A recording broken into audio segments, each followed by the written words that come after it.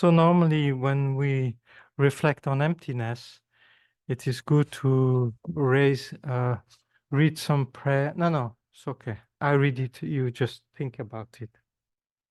It's actually good to recite some praise to Manjushri or the Heart Sutra, so to clear the mind of obscuration for our understanding of emptiness. So this praise to Manjushri and Nalanda Monastery, you usually recite it in the beginning of each teaching, general refuge, bodhicitta, and then you recite this praise to Manjushri so that your intelligence, gets awakened.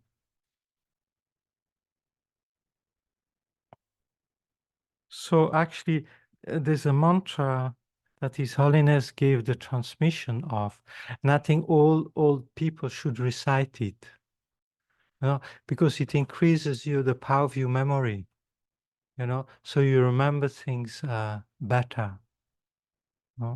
So Venerable Roger that start experiencing memory loss due to old age, he recites that mantra every day. Huh?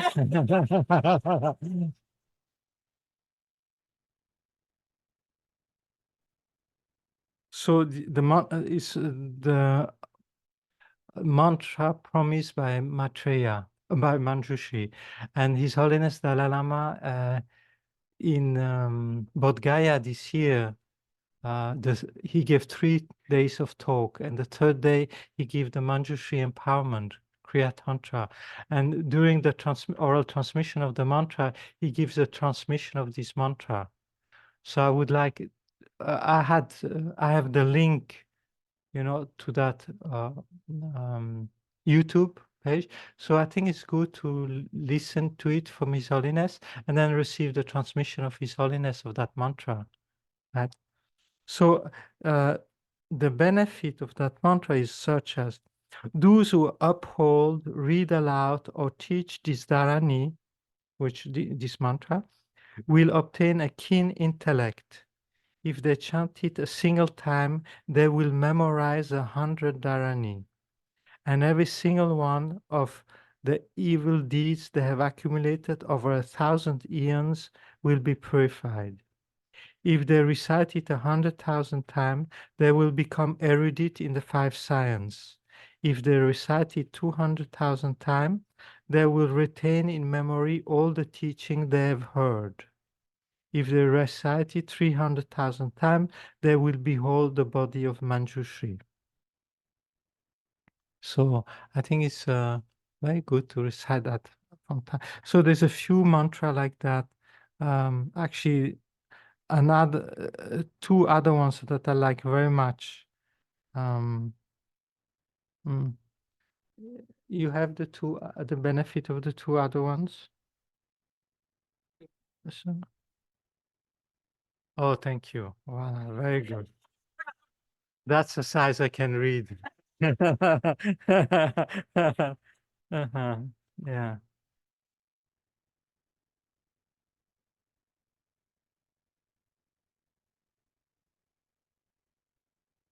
Yeah. So these mantra are really, those which do this practice, Lama Zopa Rinpoche put together a prayer, the morning prayers, that booklet, and it has Dorje Changlo Son Jinpa's The Graduate Path. So I kind of edited it. And then there's the verse of Shantideva, how to generate bodhicitta.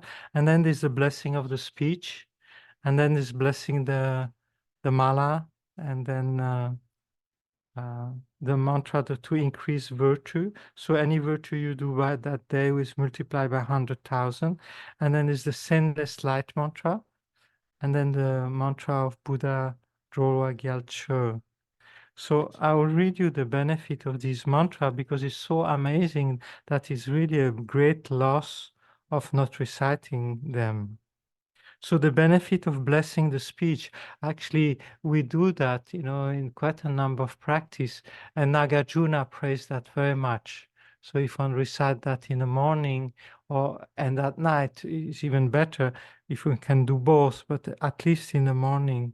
So all the Tibetan monks, they recite it in the morning, right? Om Ai U Ri Ri Ri Wam Asa Om Kakagaga. These three mantras, right? So, but after a while we think, what am I blah blah blah thinking about? So to know the benefit, actually, then it gives you energy to do it, right? So by blessing the speech, it multiplies your recitation by 100 million.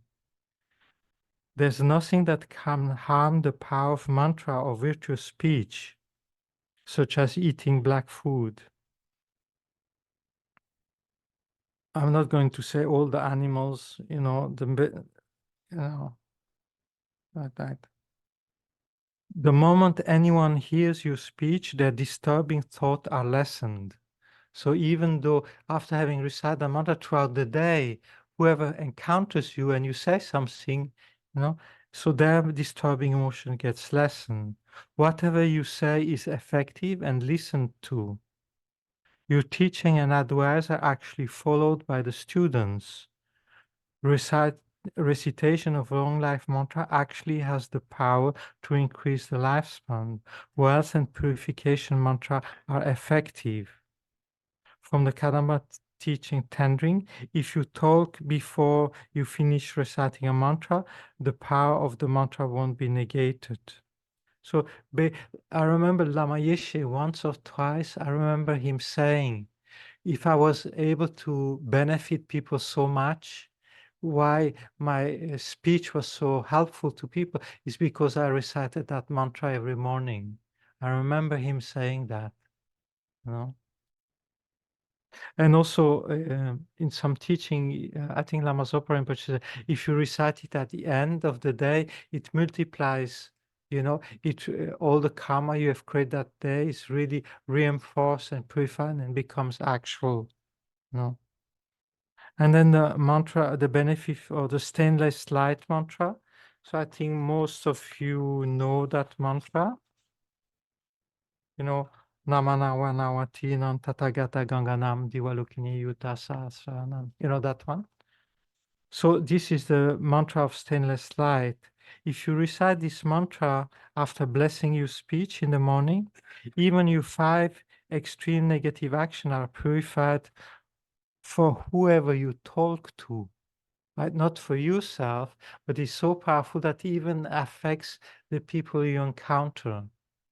So you see, if you don't do anything but just recite, whoever sees you get his 5 heavy negative karma purified, and so much negative karma purified just by seeing you. You walk down the street, you mind your business, everybody gets purified. Wow, amazing, you know? Or you're old, you cannot do anything. You sit outside on your bench, and all the cars that pass by, they get purified. All the people sitting in the car, they get purified. Amazing.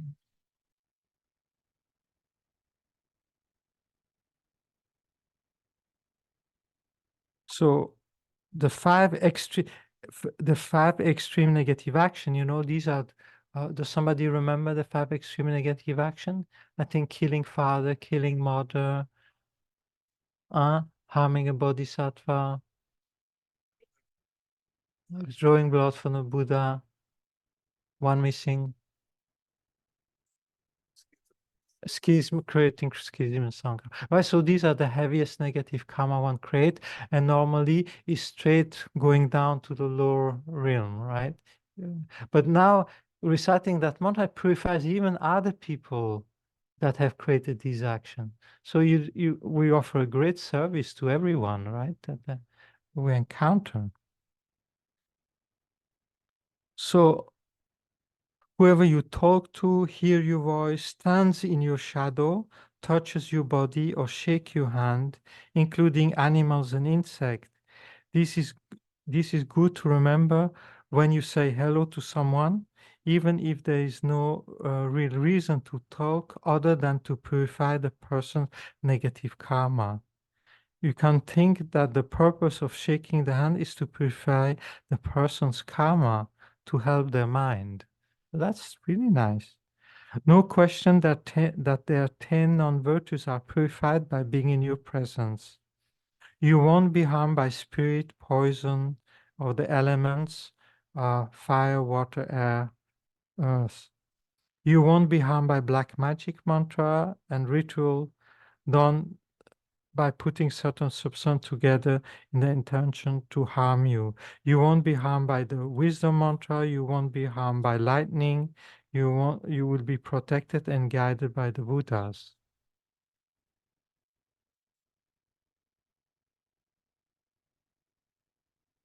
You will be brought up by Chenrezi, up like a parent nurtured and cared for a child. The Devas and Dharma protector living in Samaya will support you. If you put this mantra inside the stupa, then anyone, including animals and insects, who see the stupa, hear about it, touch it, is touched by the dust or wind coming off it, will be freed of their negative karma. They will have good rebirth and will never again be born in the Lorium. Basically, all your wishes become fulfilled. Buddha explained this to the Bodhisattva, eliminating obscuration, great secret Vajrapani, the four guardians, the Deva Brahma and Wangchuk. I'm giving you this king of secret mantra, so you should always keep respect and offer service to it. Put it inside a jeweled container, and whoever is everywhere, and announce it everywhere so that the 5 extreme negative karma are purified of whoever see, hear this mantra. So I think it's very powerful, and I don't know whether it's true or not, right?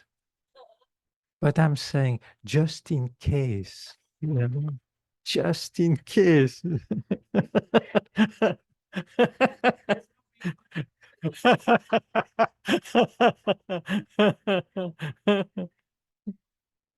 And then the other mantra I like to recite, that one is benefit of mantra Buddha Drodhan Gyalwa Che.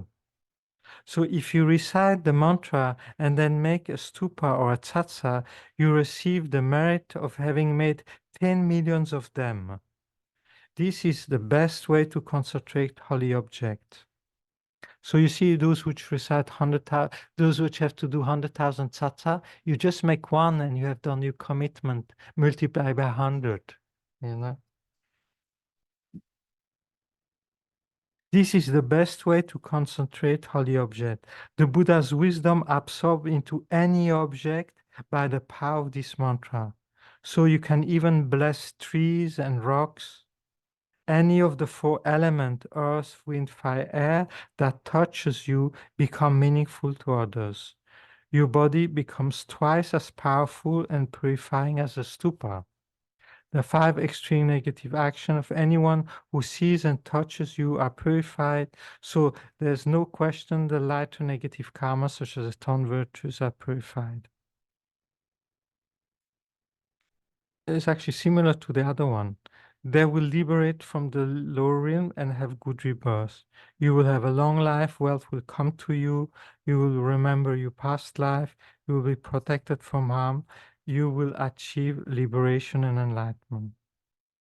So one nice thing with this mantra is actually the blessings of the Buddha. While you recite the mantra, the blessings of the Buddha enter into you. And so what I do when I recite this mantra, I imagine the blessing of the Buddha entering in all the pictures and all the Buddhas in my room, right? So it helps my mind not to see them as just ordinary picture, but they become alive, with the blessings of the Buddha entering into it. And then if you have some feature in your garden, near the road, so you invoke the blessings of the Buddha, enter into them, and whoever passes by, gets blessed by, a stone, a rock, or a little statue that you have or something. So I think it's very good to recite these mantras, and it takes a few minutes in the morning, and just in case it's true, and it's said by the Buddha in the Kangyur, so. Thank you.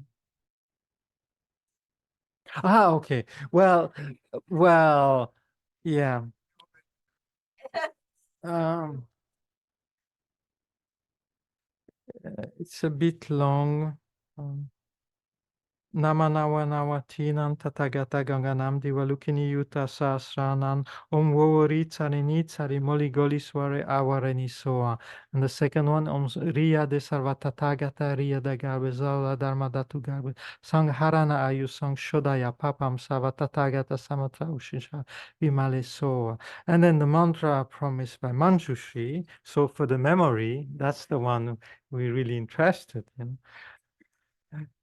Namo Manjushri Kumarabhutaya Bodhisattvaya Masatvaya Ma Karunikaya Tayata Om Araje Viraje Shude Vishude Shodani Vishodani Amale Vimale Jaya Vahini Ruru Kale Humumum Pepepe Soha. Namo Manjushri Kumarabhutaya Bodhisattvaya Masatvaya Ma Karunikaya Tayata Om Araje Viraje Shude Vishude Shodani Vishodani Amale Vimale Jaya Vahini Ruru Kale Humumum Pepepe Soha. Namo Manjushri Kumarabhutaya Bodhisattvaya Masatvaya Ma Karunikaya Tayata Om Araje Viraje Shude Vishude Shodani Vishodani Amale Vimale Jaya Vahini Ruru Kale Humumum Pepepe Soha. So, aha, okay. Maybe pass it on to Don so he can write it down. So I Well, you didn't get it all? I will send in I will email a you- copy of the this file. Okay, okay. Afterwards. So I think it's, yeah, I think it's important. It's good to recite, I think, yeah. Yeah. So we started this because I was speaking about the praise to Manjushri. So this praise we used to recite before the teaching of Geshe Tek Chok at Nalanda, and I heard it still recited now at Nalanda before the teachings. So obeisance to my guru and protector Manjushri, who hold at his heart a scriptural text symbolic of his seeing all things as they are, whose understanding shines forth as the sun, unclouded by defilement or trace of ignorance, who teaches in 60 ways with the patient love of a father for his only son, all creature caught in the prison of samsara, confused in the darkness of their ignorance, overwhelmed by their suffering. You whose dragon thunder proclamation of the Dharma arouses us from the stupor of our delusions and free us from the iron chain of our karma, whose powerful sword of wisdom hews down suffering wherever its sprouts appear, clearing away the darkness of all ignorance, whose princely body is adorned with the 112 marks of a Buddha, who has completed the 10th stage, achieving the highest perfection of a bodhisattva, who has been pure from the beginning.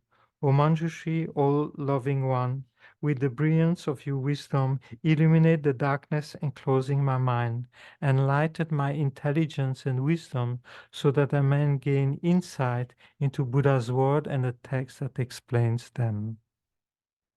So it's actually a beautiful prayer.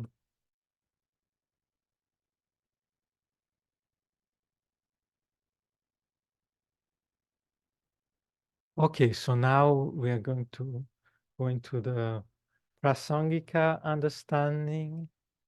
So I think most of you are quite familiarized with the Prasangika view. You know? Some of you might have that realization, and some of you might have at least a correct conceptual understanding of it. So I'm going to check.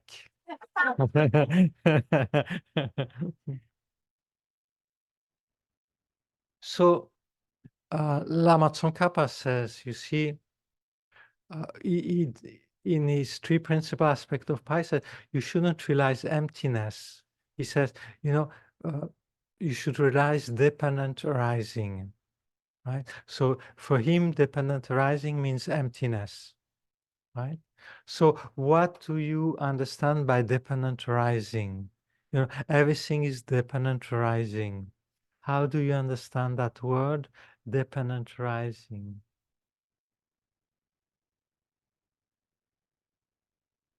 Yes. Nothing stands alone, that everything exists. I don't want this. Um, everything exists dependent on conditions and Cause and condition. causes and conditions, yeah. Yeah. Okay. So that's the gross level of dependent rising, right? That everything depends on cause and conditions, right? So the world out there, everything depends on cause and condition. If you take this notebook, somebody had the idea and put it together. So it depends on cause and condition. So all the impermanent phenomena depend on cause and condition, right? So that's shared understanding of dependent arising that is shared with all Buddhist schools. All Buddhist schools would agree that everything is depending on cause and condition, right? So this is not the subtle prasangika understanding of dependent arising. It's the same word, right? But the prasangika have a different understanding of. They agree with that level of dependent arising, but this is gross, right? There's something more subtle than that, right? So who has something to add? You to go, Paul. The Prasangikas would say that dependent arising is based on merely labeling by the mind on the collection of parts. Yes, so this is the subtle dependent arising according to Prasanga. Very good, Cassie. So we all understand that, this book depends on cause and condition and parts, right?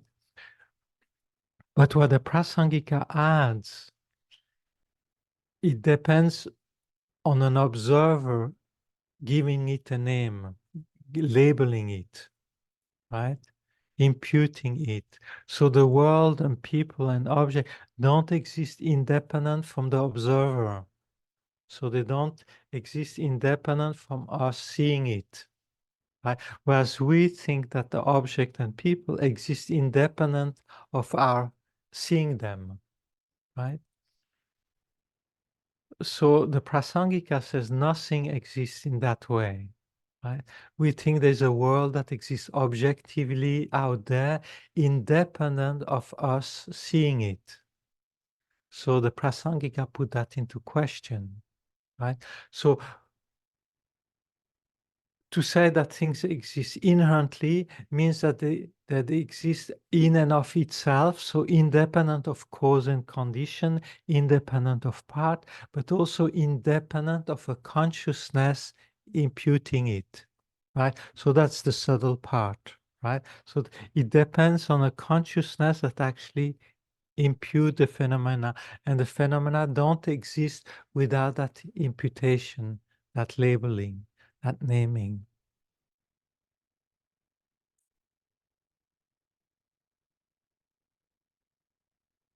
You see here we have this booklet, and so we think that there's a booklet that exists independent from our consciousness labeling it booklet, right? Because it has all this part put together, somebody had the idea and it's a booklet and it functions independent of me, right? But if there's not a consciousness imputed booklet, it is not a booklet from his own side. It depends on the mind labeling it, imputing it, right? Because a simple example, for an ant, it's not a booklet, right? So we as human, we have the same understanding, and we all together label it a booklet, and to all of us it appears as a booklet. But innately, from his own side, it's not a booklet. It's ourselves labeling it that makes it a booklet. So we collectively live in a reality. We all impute it's a booklet and it functions as a booklet together, but it doesn't exist independently from our consciousness imputing it, right? So this is the subtle understanding of the Prasangika. Nothing exists inherently, independently from his own side. So all these terms are synonymous in the Prasangika view. Right? Nothing exists independently from a consciousness labeling it. Right? So for example, here we see a rose, and the rose appear to be existing independently from you labeling it a rose. Right? But here there's no rose at all from his own side. Is my consciousness on a collection of petals, stem, and things like that, I impute rose.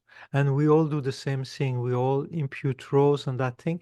And so we all collectively label it a rose, and conventionally it exists and functions as a rose. But if you try to look at for a rose here, you don't find other than the rose that you merely imputed by the mind.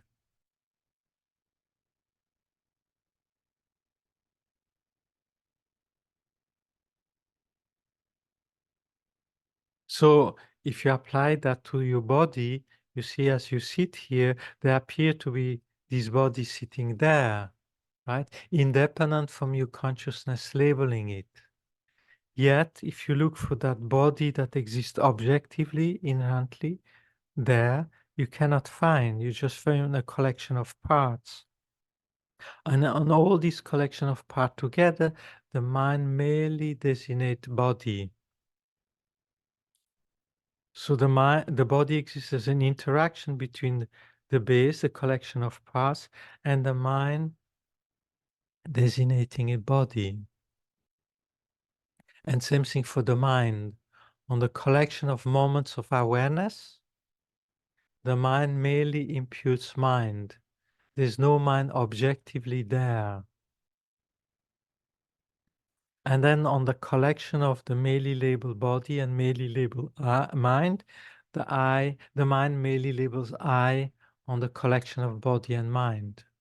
So that's how the I exists, as a mere imputation on the body and mind. So there's no I in there at all, other than being designated by the mind.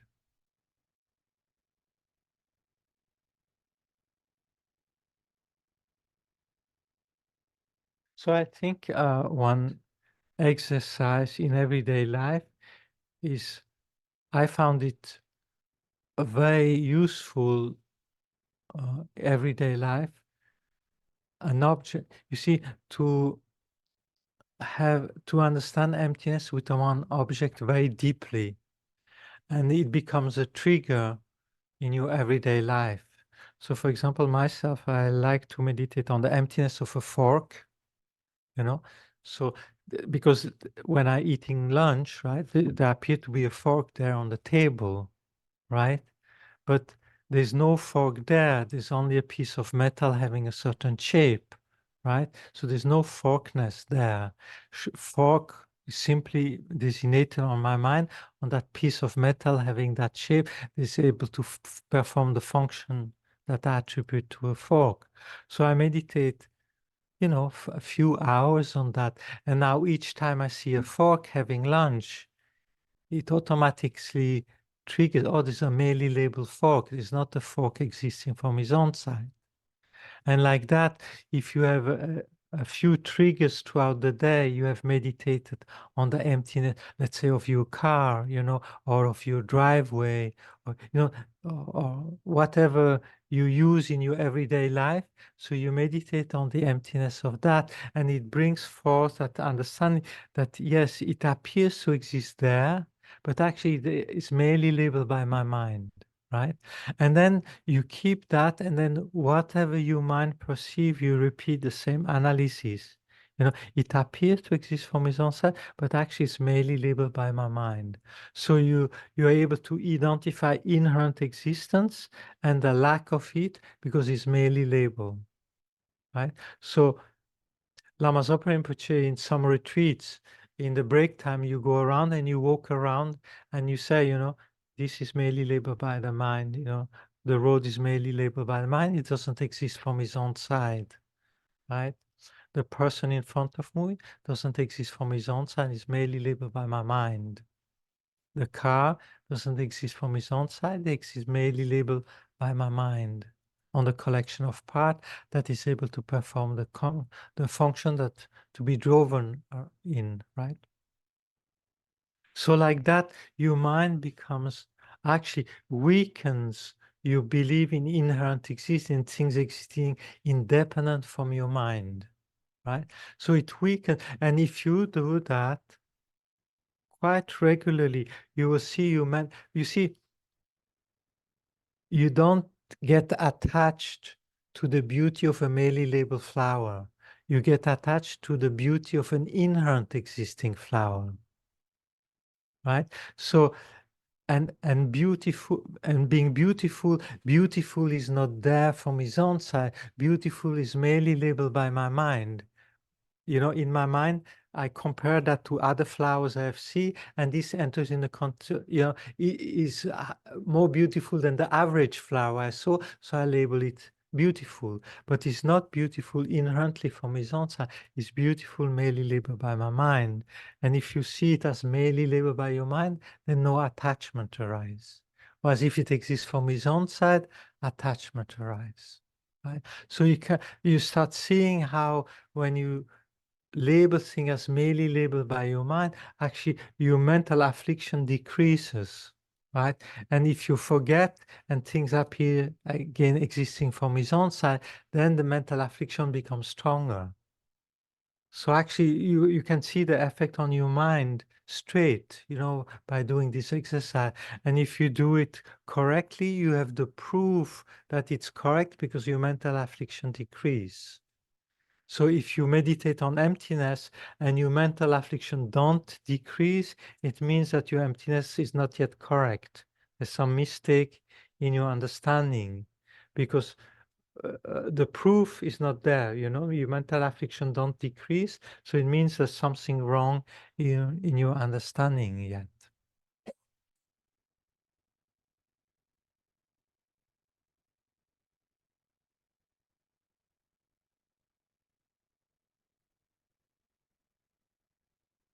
I don't hear you.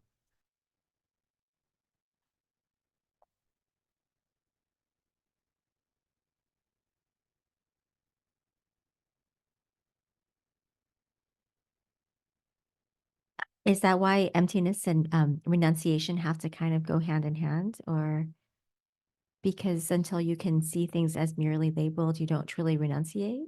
Or Well, as long as you don't see things as empty of inherent existence, it's hard for the mental affliction to decrease, right?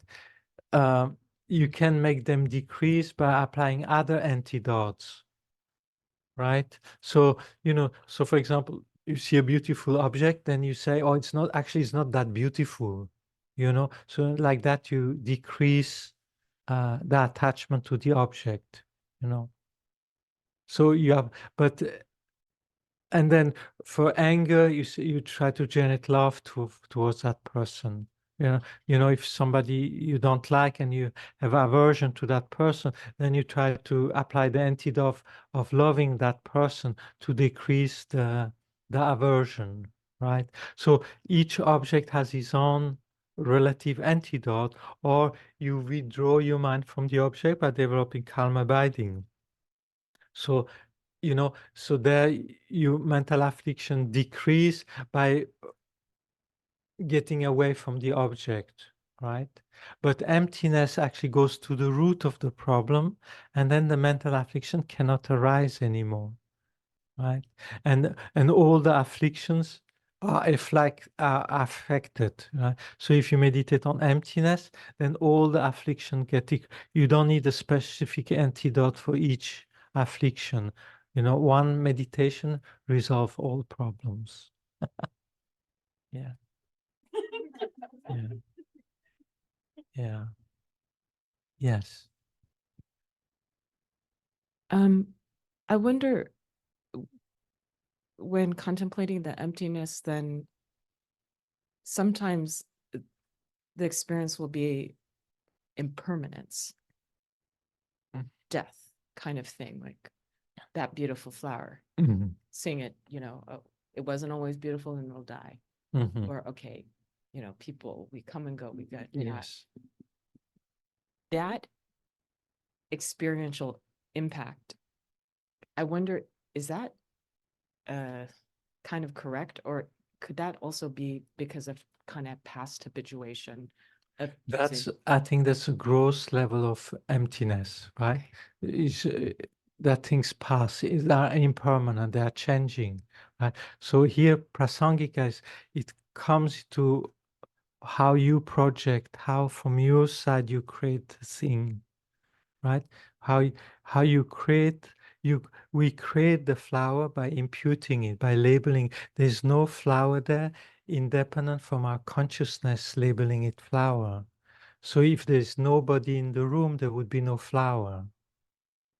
So we create the flower by labeling it. Right? It's created by our mind. And if there's nobody in the room, you could say there's still a flower because there's the Buddha that sees the flower. So there's still a consciousness labeling it. But it doesn't exist independent from a consciousness labeling it. There's no flower independent from your consciousness. That's the subtle prasangika view. And so as long as there is a person in the room that imputes flower, there's a flower. If there's nobody there, there's no flower. That's difficult, isn't it? It's challenging. Exactly, exactly. And it applies to the whole world, right? So the whole world is there simply because we labeling it. You know, it doesn't exist objectively out there, independent from our consciousness, labeling it. So, you know, sometimes one says, oh, the Chittamatra is quite, you know, it's quite out there, you know, everything is mine. But actually, Prasangika go in the same direction, is even more subtle, you know, it's even, there's also nothing out there, right? There's not even mind out there, right? Because with the mind only, actually, there's the mind that exists there, right? For the Prasangika, no, not even the mind, just mainly labeled by the mind.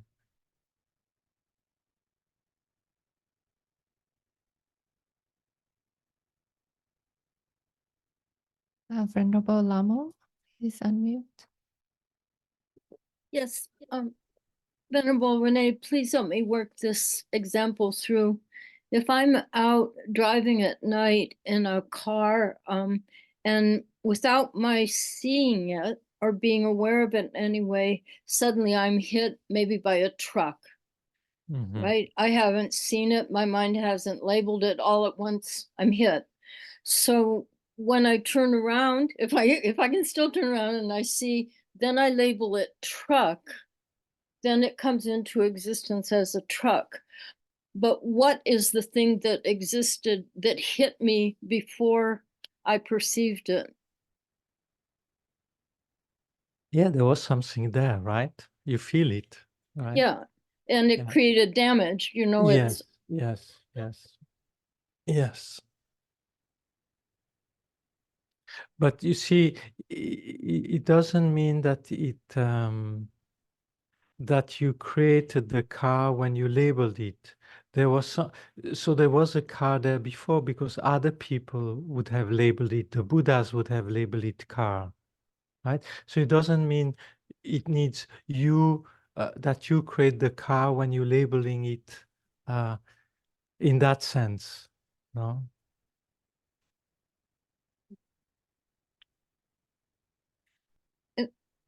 I don't know how you can say there's nothing there until you label it. There's nothing there from his own side, independent That from okay, consciousness, the that labeling. part I get. Yeah.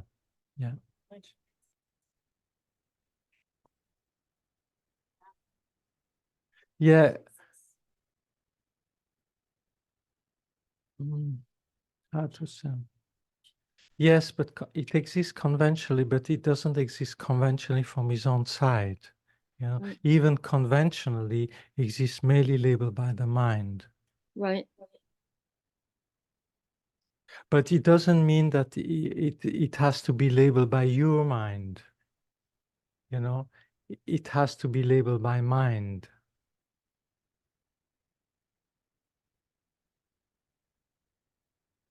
Huh?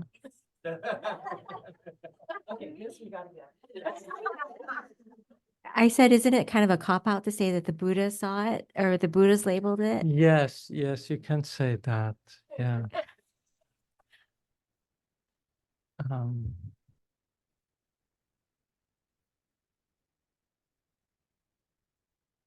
Yeah, I just want to follow on through this example with the labeling. Is that like going back to the 12th link? Is this the discrimination and discernment as in the labeling? Because as long as we experience something, it doesn't mean that we have to see it, right? But we feel something hit us and then the discrimination of mhm. pressure or something hit the body. And that's where the labeling is. No, because there is a, how to say, so that things exist merely labeled by the mind is just one thing. It also depends on cause and condition, right? So there's a relative car, a relative truck that exists depending on cause and condition, right? And then there's the cause and condition of that truck coming in front of the car and then the car hitting it, right? So this cause and condition function, right? What it means is another, it doesn't exist inherently from his own side without being merely imputed by the mind, right? So being merely labeled by the mind doesn't mean that cause and effect don't function. So cause and effect function, but the cause and the effect, the trucks and the heating, everything is merely labeled by the mind. They don't exist objectively independent from a mind that imputes. So Lama Tsongkhapa, yeah, in the Lama Chöpa it says, as long as these two things we cannot put together, then we haven't yet a correct understanding of the Prasangika view. If we cannot figure how things, while being merely labeled, by being only labeled by the mind, that they can still function, as long as these two things are not compatible in our mind, we haven't yet understood it fully, right?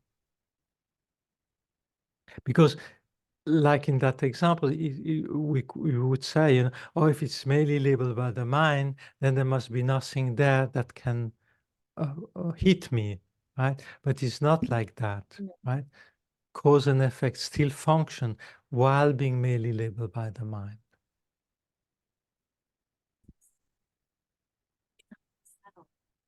It is difficult, yeah.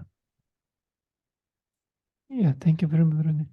Can you share, maybe Lama Zopa Rinpoche was very famous for giving an example, like moment by moment, how mirror imputation works, like one first moment, second moment, how to rise. Can you share something like this from your experience?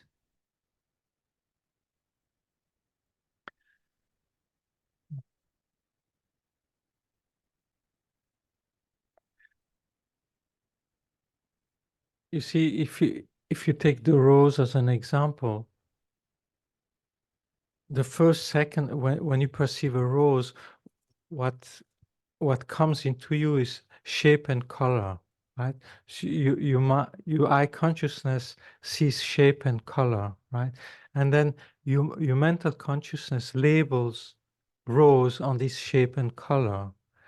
But and then at the third moment, actually you see a rose there independent from the shape and color, and you haven't labeled it rose. It becomes an inherent existent rose, independent of this process of perception. Right? But it goes so fast that actually we only see the last object. We see the rose existing there from his own side. But if you would break down how that perception happened, first you see the parts, the base, and then you see the merely labeled flower, and then you see the inherent existent flower, right?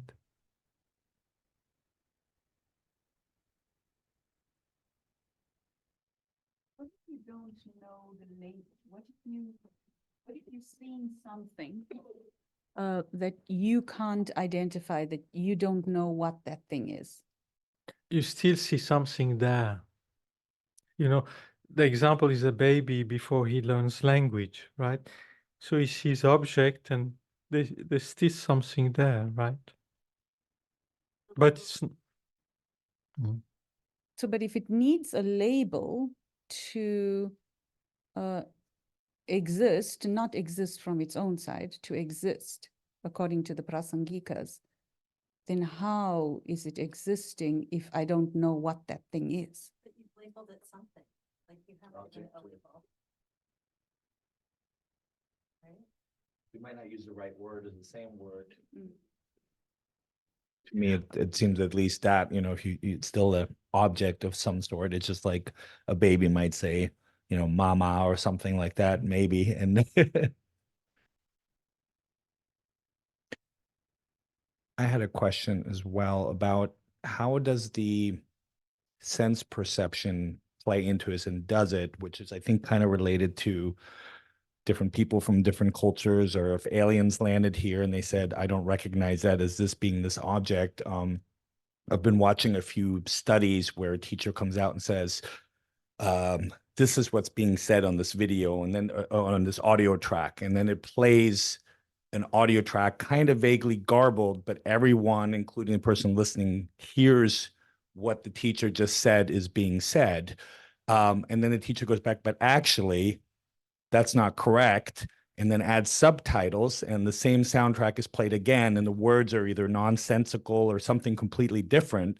But because we were sort of prepped that this is what is about to be said, collectively kind of our ears basically lied to us. Does the sense of perception figure into this at all, or is that a totally different issue? it's another issue. So you have either valid sense or defective sense consciousnesses, right? So sometimes your eyes are affected and then you don't see the object properly, right? So it says to a non-defective sense consciousness, you know, to have a valid perception, it has to be into an non-deceptive sense consciousness to perceive that thing. Thank you. But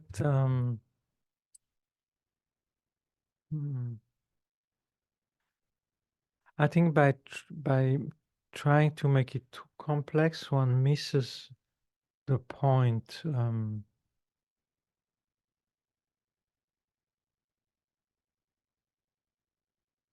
see, if you take a pair of glasses, so innately there appear to be a pair of glasses there, right? But actually, glass is merely imputed on the mind on the two glass in the frame. There's no glasses existing objectively there. You know, it's merely imputed by the mind. So one has to start with simple object and try to really understand what is meant, because of course the glasses, you know, they depend on cause and conditions. Somebody had the idea to make them and they designed it and they build it, right? So that's completely valid. But what the Prasangika adds is that it depends on the mind labeling it glasses. You see, it doesn't function as a glasses with without the consciousness imputing it glasses, right? And it's not only my consciousness, but it needs. You see, it's like we collectively, as human being, you know, in our culture, accept that these can function as glasses because we know what glasses are used for, right?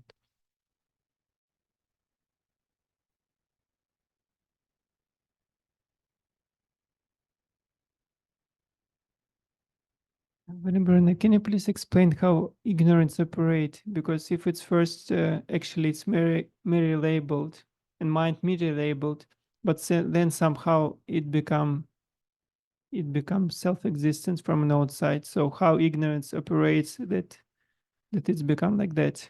What's process there happening?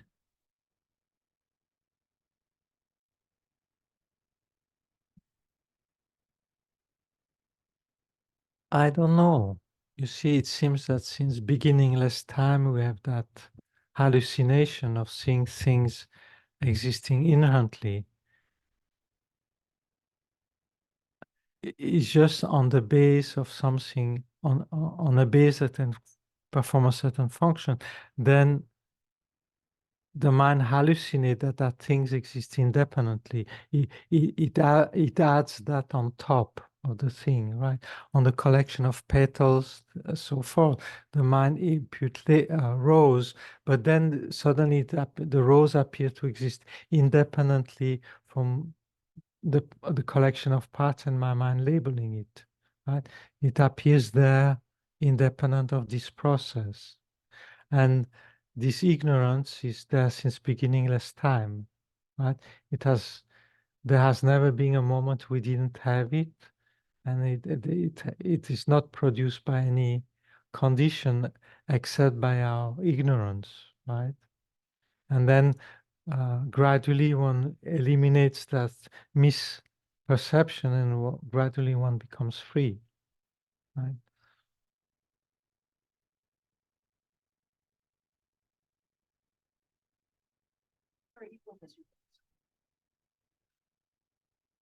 Sorry. Casey usually has really good questions, and I didn't let you fully answer her question. So maybe you could answer her question if you're looking at the glasses, but you don't know the word glasses, like what impact that has. Sorry.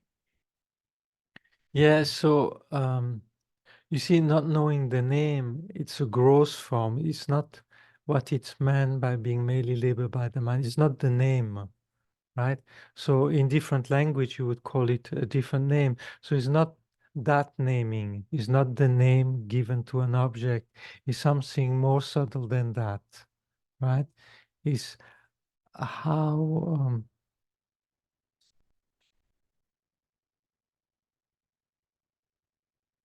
is how the thing is able to you give it the name to something that is able to perform a certain function, right? You can call it two sticks with the glass, you know, it's still, you see, it doesn't matter the name, you can invent a name, right? Is is that thing that is able to perform that function from his own side, independent from your consciousness labeling it.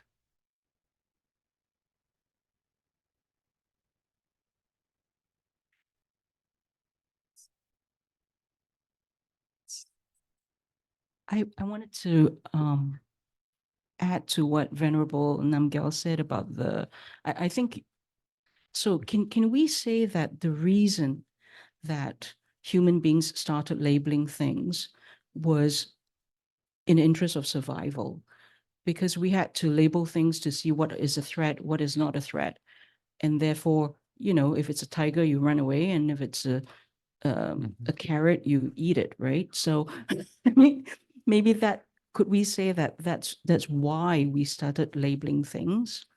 Yeah, yes, it's true, but that's not what is meant by the Prasangika. No, yeah, no, it's not. Yeah. It's not the subtle and all Yeah, that. No. yeah. Yeah. But it's true, what you say is true, right? But it's not, it goes a little bit deeper than that. The Yeah. things of being merely labeled by mind, you know. Yeah. And also, then I'm kind of confused now about what is the meaning of conventional reality? Like, So conventional reality is everything except emptiness, right? So ultimate reality is only one, is the emptiness of inherent existence. So there's no other ultimate, there's not an ultimate sphere of reality, an ultimate world, an ultimate dimension, right? So there's only conventional reality, and the emptiness is the emptiness of inherent existence. So the only thing that exists is what's here. There's not, you don't zoom into an emptiness that is a door to another dimension. what? You know, it's not Alice in the Wonderland. You know?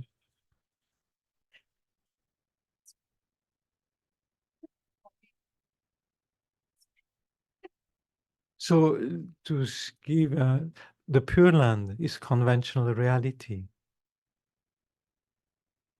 Amitabha Pure Land, all the Pure Land is conventional reality, right? The only ultimate reality is emptiness of inherent existence, but it's not a thing, right? But you have two levels of conventional reality. You have the conventional reality that's seen by an ignorant person like us, like me, you know. So everything appears to exist inherently. Whereas a person that has purified that ignorance sees everything as being merely labeled by mind, right? But it's also conventional reality. So a Buddha sees the conventional reality as merely labeled by mind, right? So all the Pure Land are conventional reality, but they see it as merely labeled by mind.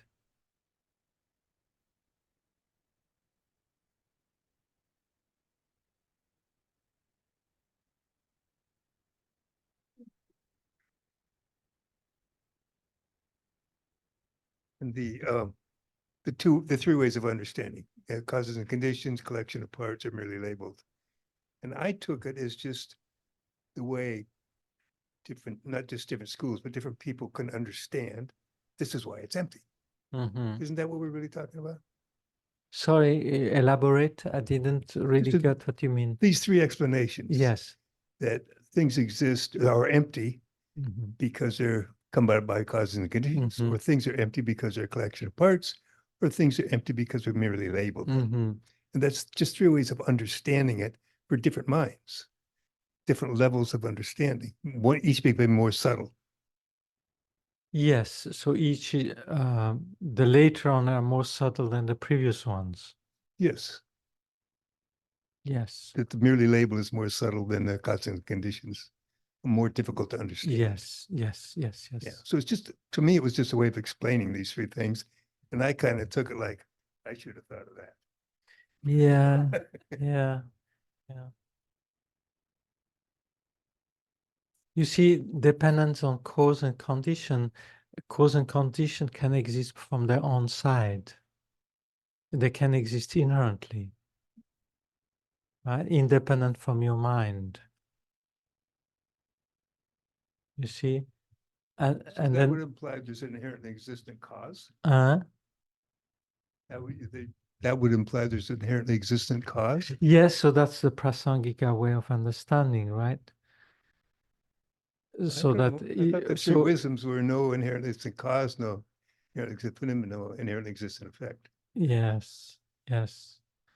So for the lower school, cause and effect, everything exists inherently from their own side, independent from your mind labeling it. It functions without your mind labeling it, right? Cause and effect functions Yeah. independent from your mind labeling it. But for prasangika, cause and effect only functions with your mind labeling it, right? It needs the participation of the observer Yes, labeling it. I would agree, but do the lower schools see it that way? Yes. No, the lower school wouldn't necessarily see it like that, Yeah. right? They would say cause and effect exist independently from your mind labeling it. It exists from its own side. I'll grok it some more. Huh? I'll grok it some more. Yeah. Corey, yeah. Corey, would you like to? Hi, Venerable. Hi. Hi, so good to see you. Thank you so much. So I'll just read my question here. Can you talk more about this from an emotion perspective, say anger, for example?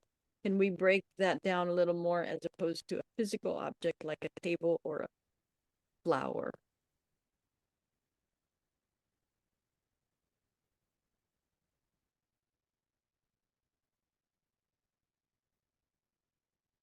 You mean looking at a person being angry or being angry yourself? I think probably from the perspective of myself being angry. Because when I hear the teachings, they're always from the perspective of a physical object, right? Like a table being Yeah, yeah. parts, and I have a hard time. I'd like to just understand if we can talk about that more from. I'm just giving anger as an example, but any Yes, emotion. yes, subjective. Yeah, yeah. Mhm. Thank you, Venerable. Actually, you see, using an outer object the main point is to able to identify the three stages. How things appear to exist from the outside inherently, how they exist in reality merely labeled, and how when you see things as merely labeled, it takes away the inherent existence. So you see, if you take the example of a syllable or a letter that you draw, so innately they appear to be that letter on a piece of paper. But then when you analyze, you know that that letter is merely imputed by your mind on these three strokes, like an A, right? So when you say that the A is merely imputed by your mind on these three strokes, it makes the appearance of the A on the piece of paper disappear from your mind. So that's the emptiness of that A. So once you understand that, then the purpose is to understand these three states of mind. You see, your mind sees either the base, either the merely imputed, or the inherent existence. So you have three emotion arising, three states of mind, three way of apprehending that object. So once you have it very clear, then the main meditation is to apply it to the I, right? So you have three ways to apprehend the I. There appear to be an I there within your body mind, right? There appear to be an I inherently existing from his own side, somewhere within your body and mind, right? But in reality, the I is merely imputed on the mind, on the body mind. Like the A is merely imputed by the mind on the three strokes.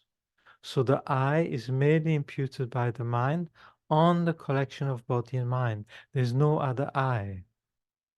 So when you are able to experience that the I is merely imputed by the mind on the collection of body and mind, at that moment, the inherent existent, you realize that the inherent existent I is a hallucination, it doesn't exist. So it's very, very direct approach, right? You say the I is merely imputed by the mind on the base of on the body and mind. So that I exist. The I exists as a mere imputation on the body and mind, nothing more. Whereas we have this feeling that there's something more there, and that something more is what is meant by inherently existent, existing from his own side, existing independently.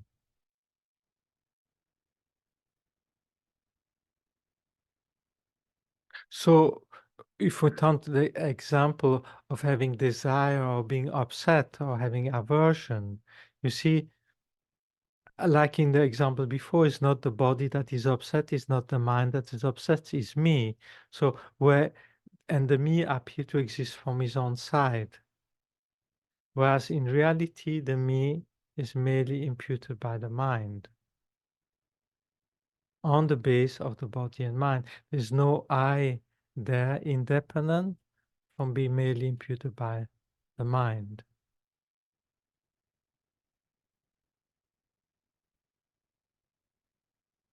So it's a little bit like there's a house with doors and window, but there's nobody in there.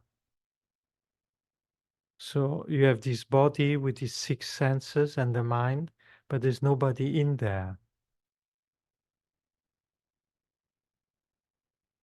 And then the body also is merely imputed by the mind, and the mind is merely imputed by the mind. So the way you apprehend yourself is very light, very subtle. There's nothing objectively there as it appears.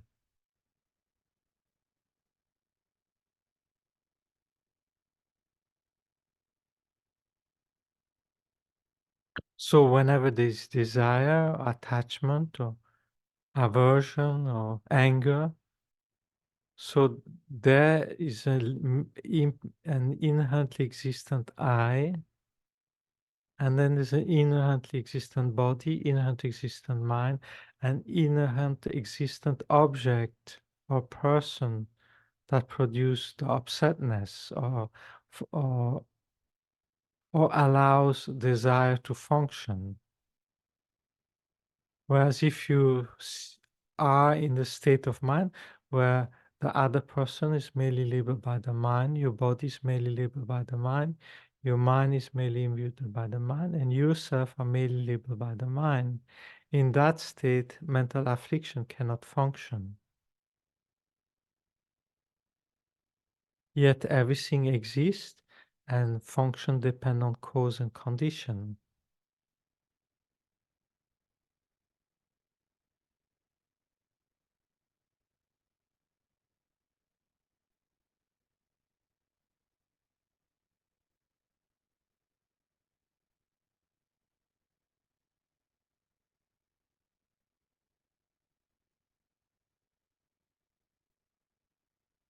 Bill, do you have a question?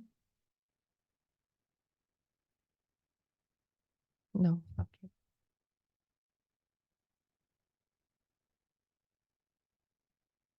Is the merely labeled by the mind then necessarily a conceptualization?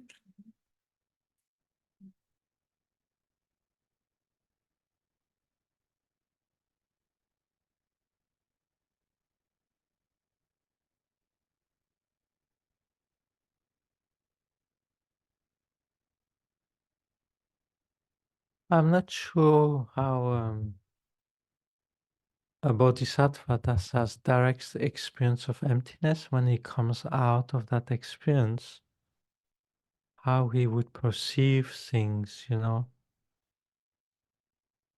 So he would continue to see things existing from his own side with the sense consciousness, because that's like that until he becomes Buddha.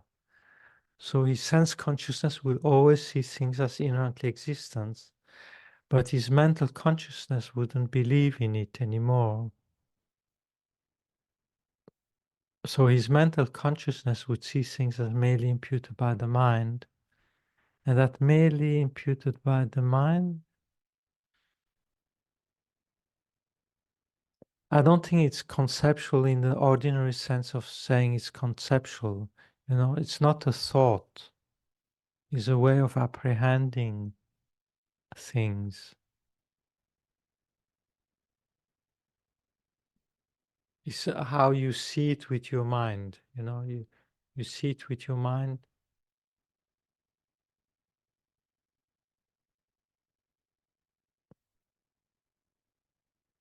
Your mind would see it like rainbow, you know, like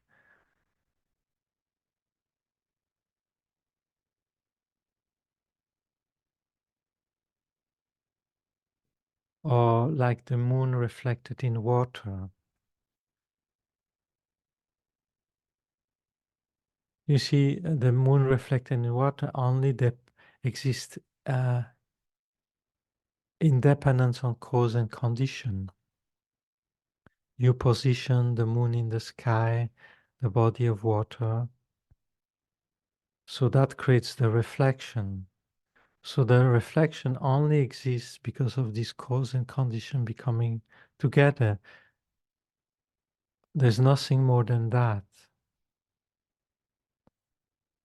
So there's no moon in the water, yet the moon in the water appear.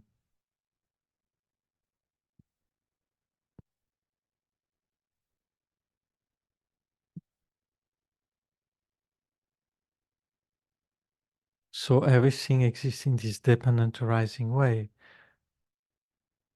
So the moon in the sky, the body of the water, and your position and your mind.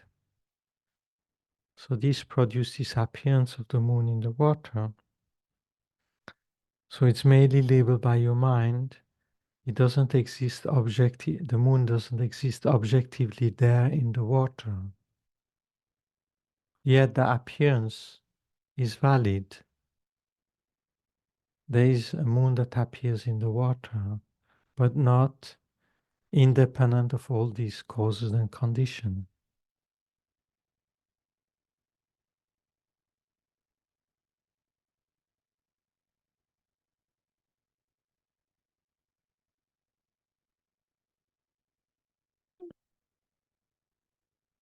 So when you say merely labeled by the mind, it's not necessarily conceptual.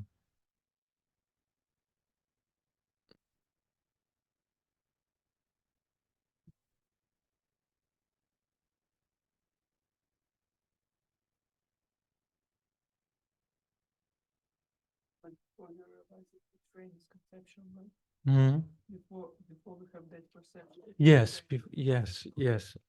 yes. So before a direct experience, I think is, yeah, you have this conception. But conception, I don't know, sometimes we think it's a word or idea. You see, for example, at Vajrapani some years ago, there used to be a lot of snakes.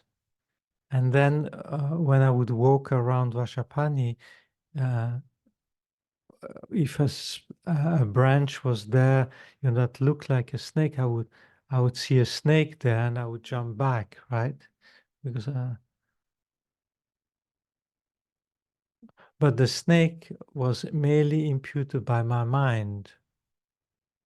But that snake is not necessarily imputed by the mind, doesn't mean conceptual, right? It's actually the mind sees a snake there, right? Where there's no snake, and the mind reacts as if there's a snake there, right?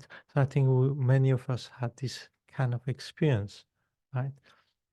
So, but there's no snake there at all. So how does that snake appear to you when you see a snake there, right? What's that experience of seeing a snake where there's no snake?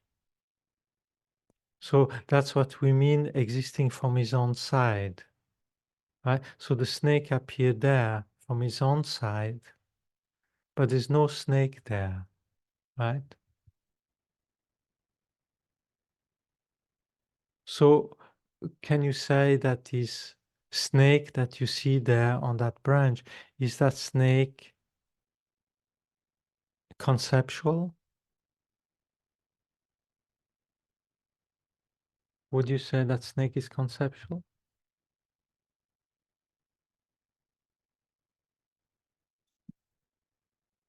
I think it's conceptual, but it just arises kind of so quick. I couldn't say. Just innate, yeah. Yeah, yeah. Since the experience is the same in that moment when you see the branch as when you see the snake, and when you see the snake, you would say it's conceptual, Mhm. then isn't seeing the branch conceptual? Because I experience it exactly the same way in that instance. So Mhm. like the motive, like it being conceptual or not, would have to be the same whether or not it's a branch or a snake, I think. Mhm. Mhm.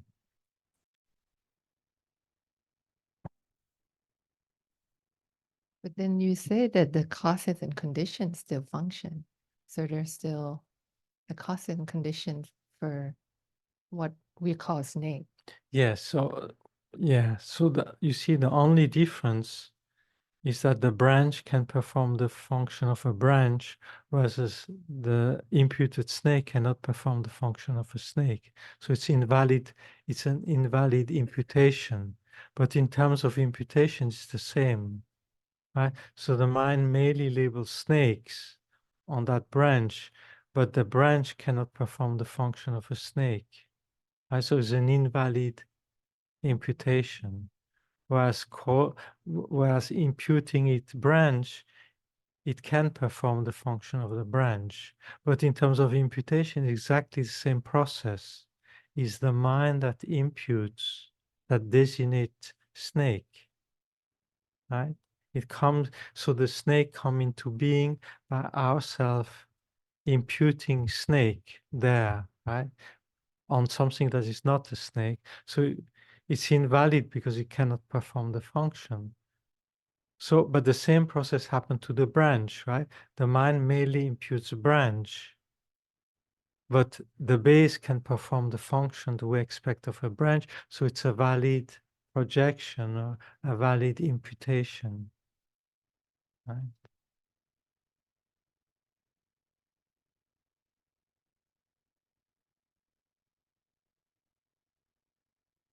I think you see what it brings about is the power of the mind in our perception.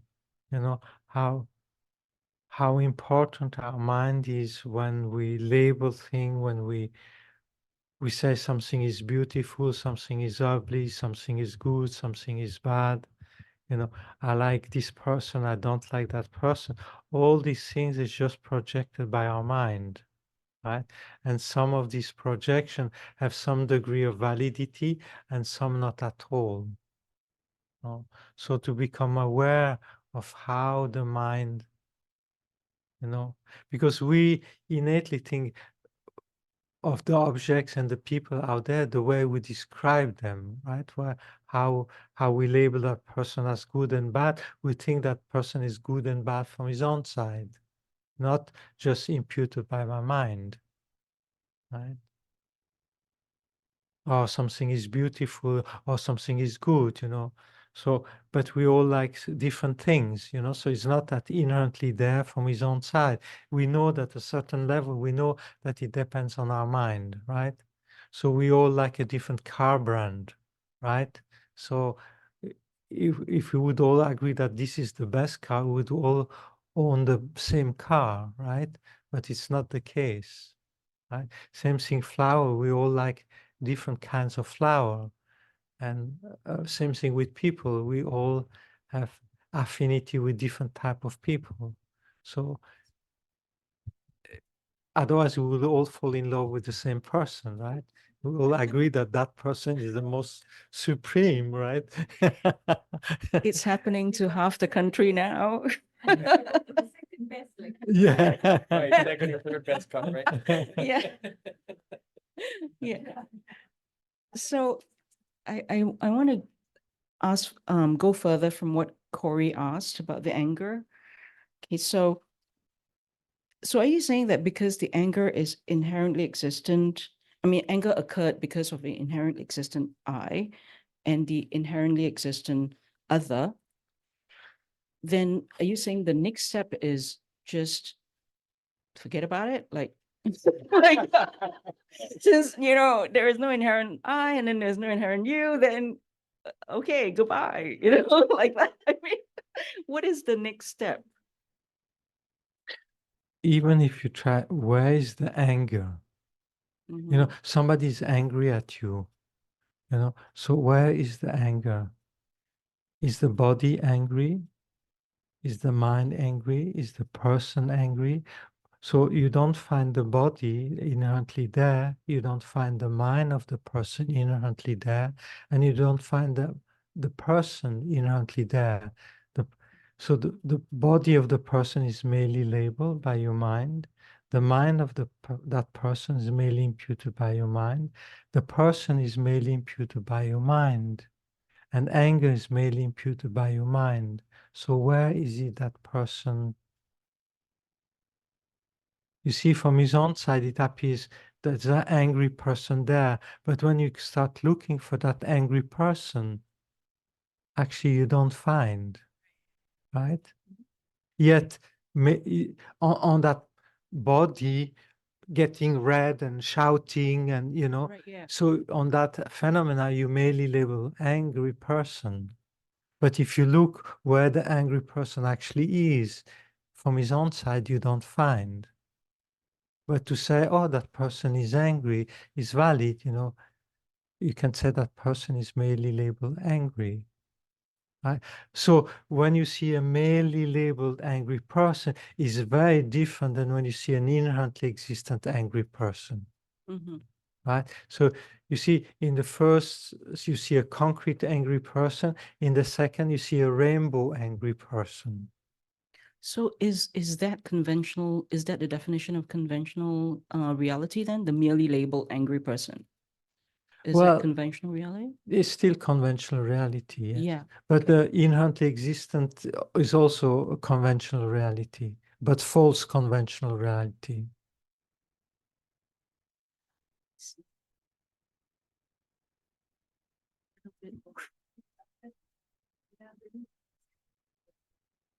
But you see, this is actually, it is interesting, when you see somebody upset in the street or so, and you start, where is that upset person? Actually, it becomes very spacey, you cannot really pinpoint to that person being angry there, right? But on that phenomena, that happen in such a way, we label our angry person. But instead of having this gut reaction to the angry person, when you see it more rainbow-like, you don't have the same reaction to it. And specifically, I think even more interesting to that is in yourself. You see, if you don't see yourself as an inherent existent person, the mental affliction cannot arise. So that's what's really interesting, that if you see your body as merely label, your mind as merely label, and the I as merely label, as long as you maintain the continuity of that awareness, mental affliction don't arise. And as soon as you forget that insight, then the space is there for mental affliction to arise again. You see, so there you see really the effect it has on the mind. Because at the beginning, the mental affliction are small and then they grow in intensity, right? So if you catch them at the beginning, they're not arise, they don't get powerful enough to arise. But it needs quite a moment and moment attention to it, right?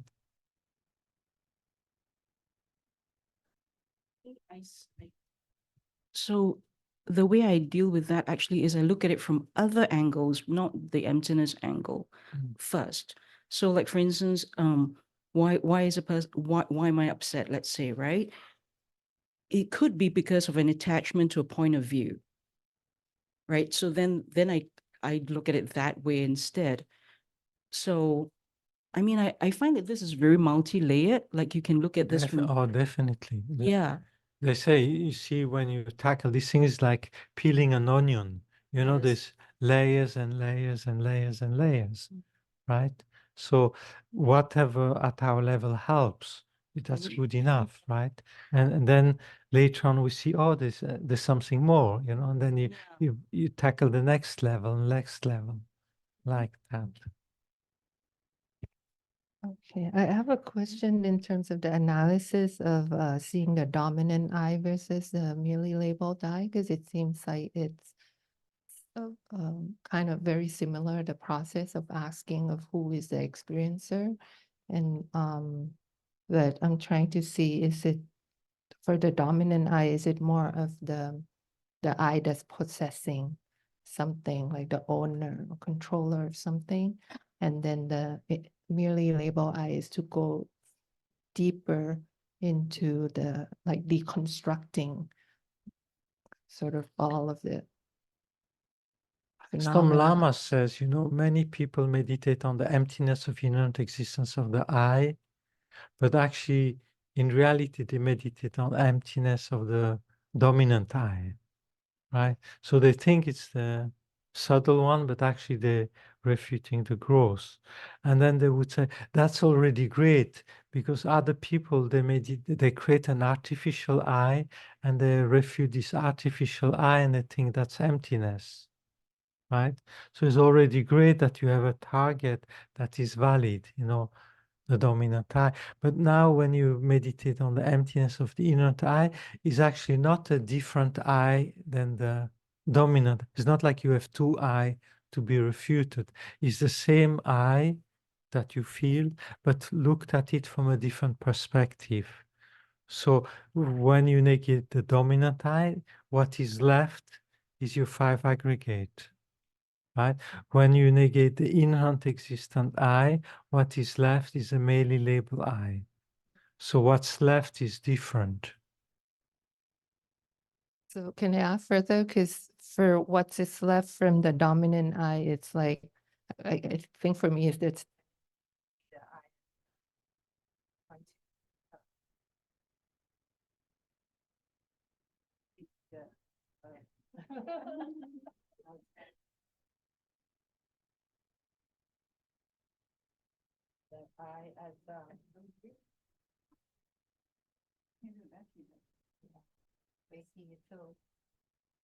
Just speak louder.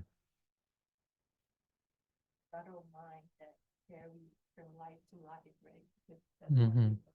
And Mhm. then there's a tendency to think that that's I. Yes, And yes. even though we know that the subtle mind itself is empty, Mhm.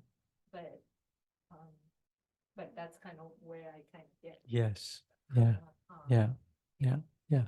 But then I have to deconstruct that continuity of subtle mind, right? To go, because that is the active. Yes, yes.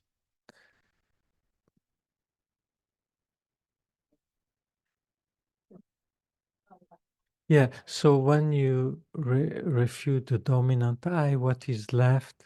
You see, so you don't find the I, right?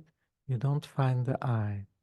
So when you come out of the absorption into the non-finding of the I, you come out of that, so what's left?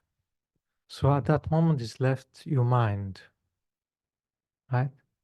Or your mind and body, if you have a feeling of the body at the same time. And on the continuity, and the continuity of your body mind is me. That's what we have the feeling of, right? And if you have no feeling of bodiness, you say, so there's no I, no dominant I there. So you come out of this non-finding of the I. So what's left? Who am I? I'm this continuity of mind, right? But now if you come out of that and you say, oh, the continuity of the mind is not me, because the continuity of the mind doesn't exist from his own side.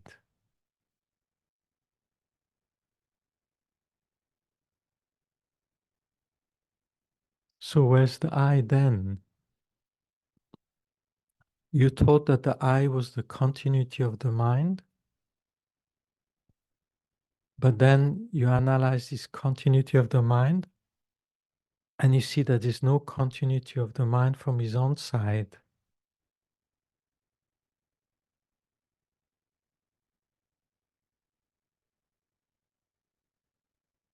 So what's left?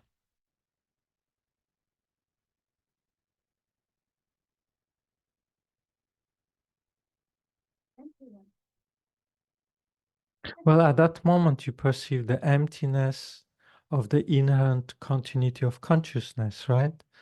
So, well, not of everything, because your object of focus is a stream of consciousness. And then you see that the stream of consciousness is made of moment that can be split apart ad infinitum. So the stream of consciousness is merely labeled by the mind on this collection of moments of awareness.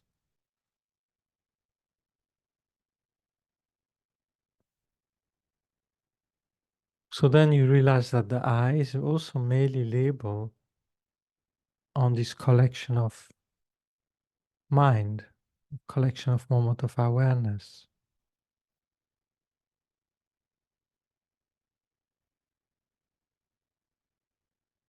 You see, for us innately, we think there's somebody in there.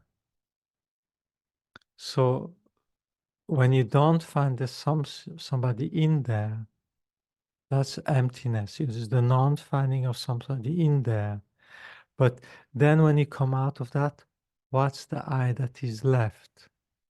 So for the lower school, you find it's the continuity of the mind.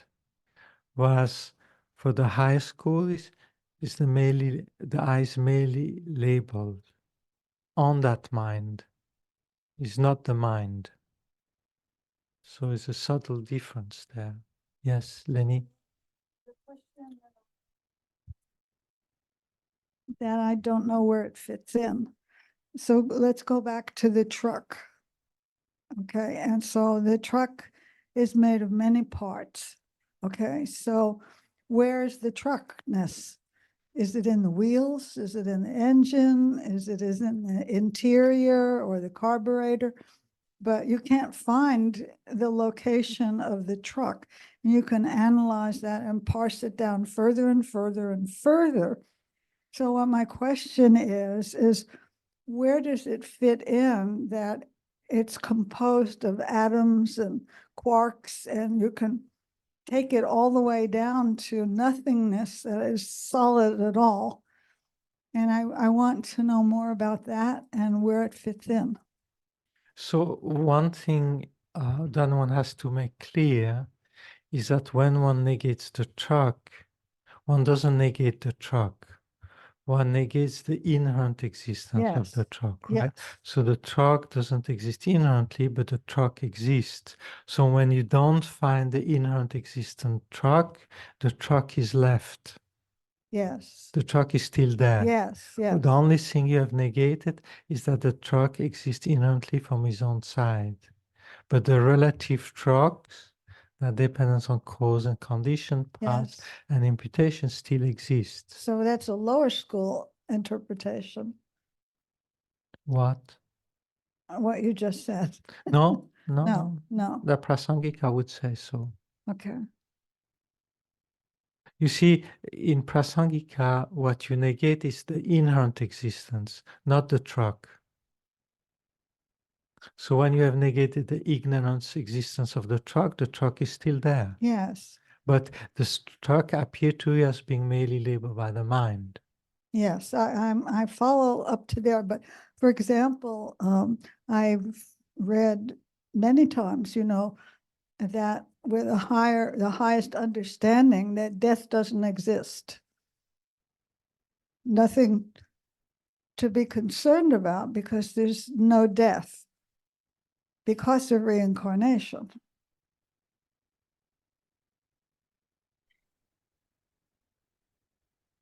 Well, yeah, but that's in terms of, this has nothing to do with emptiness, right?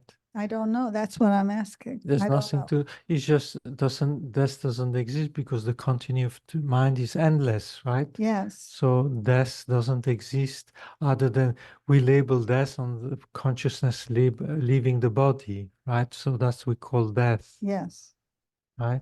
yeah. So it's a different subject. It's a different subject. Okay, yeah. that's where my confusion was. Yeah. Thank you.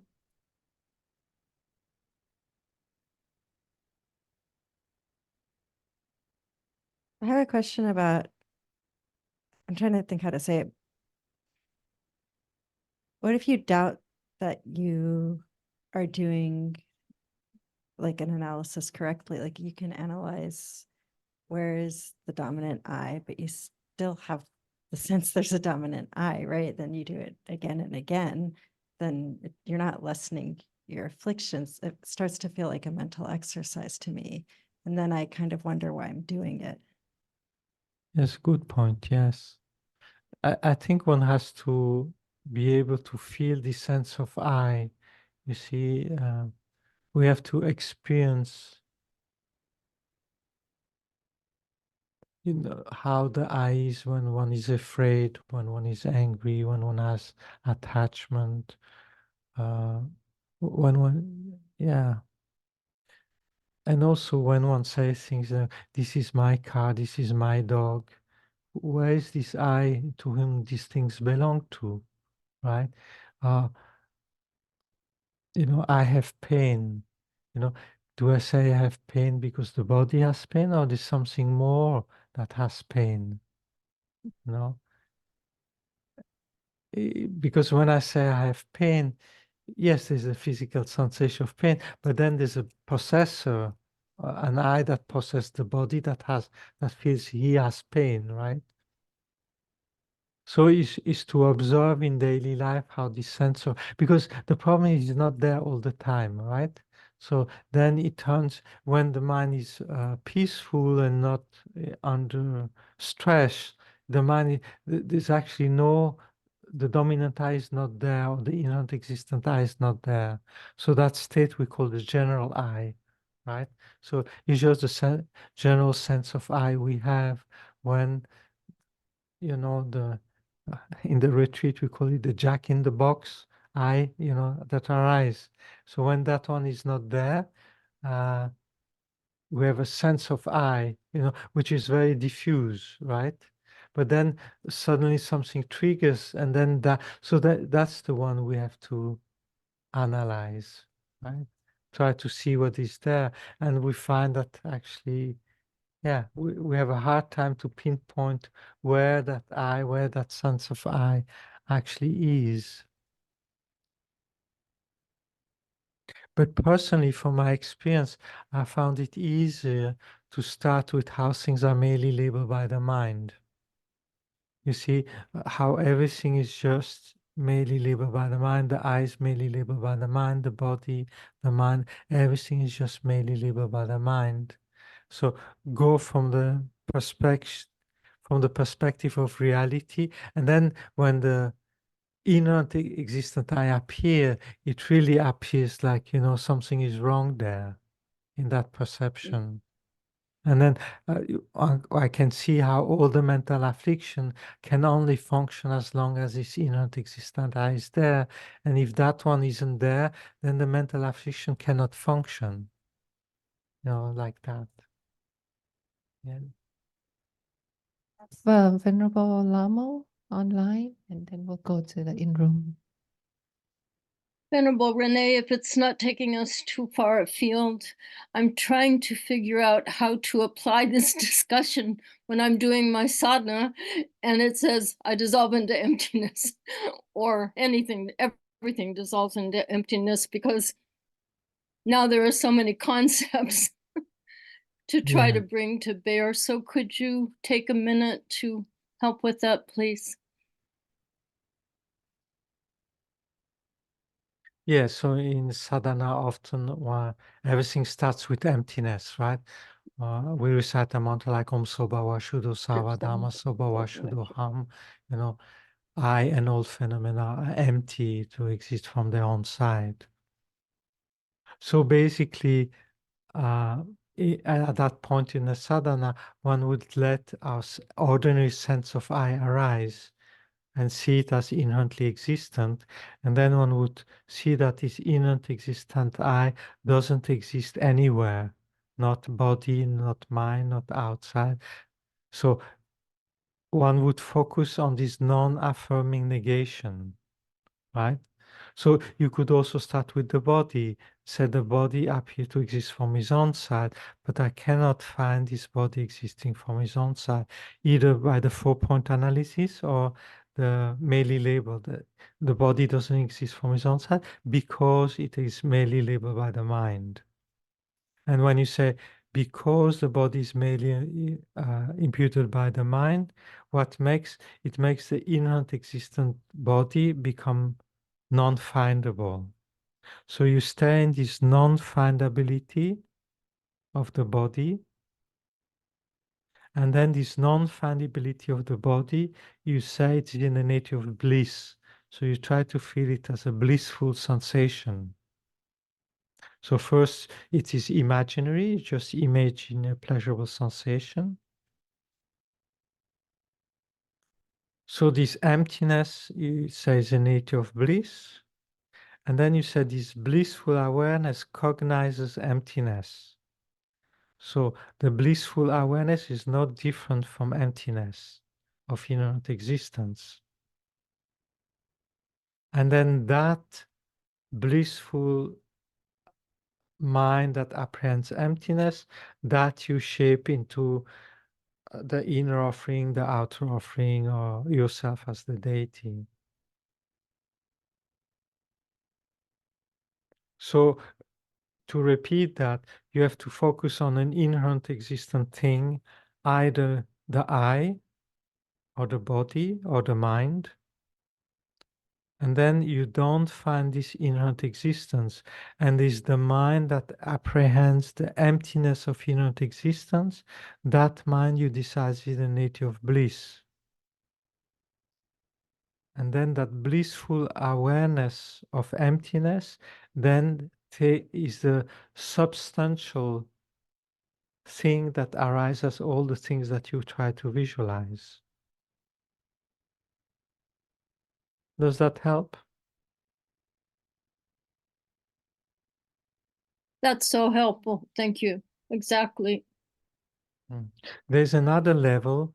So, for example, when you are meditating yourself as a Buddha image, right? So, as you meditate on the emptiness of the inherent existent I related to this body and mind, when you imagine yourself as a Buddha image, so the Buddha image that you visualize is also mainly labeled by the mind. The mind of the deity is also mainly labeled by the mind, and I is mainly labeled on that deity.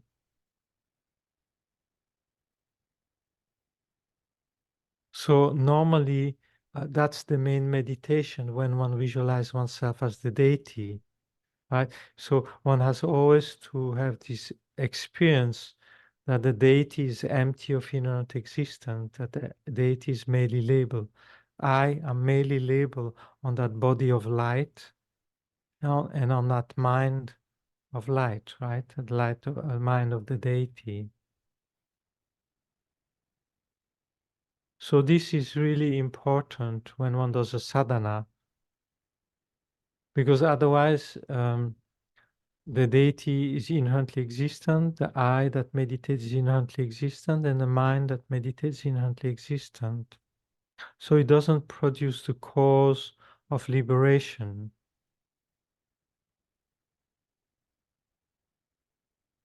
So during the sadhana, while one is a deity, one has time and again to reflect on the I that is meditating on the deity and not finding it, and saying that the I actually is merely imputed on this body of light. I exist, but I'm merely imputed on this body of light and on this mind of the deity. So then it becomes an antidote to cyclic existence.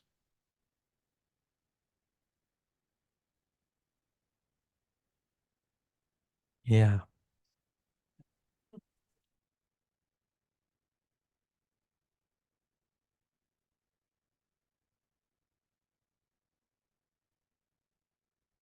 But it's subtle, but it's actually interesting. Once you get it, it's not that difficult.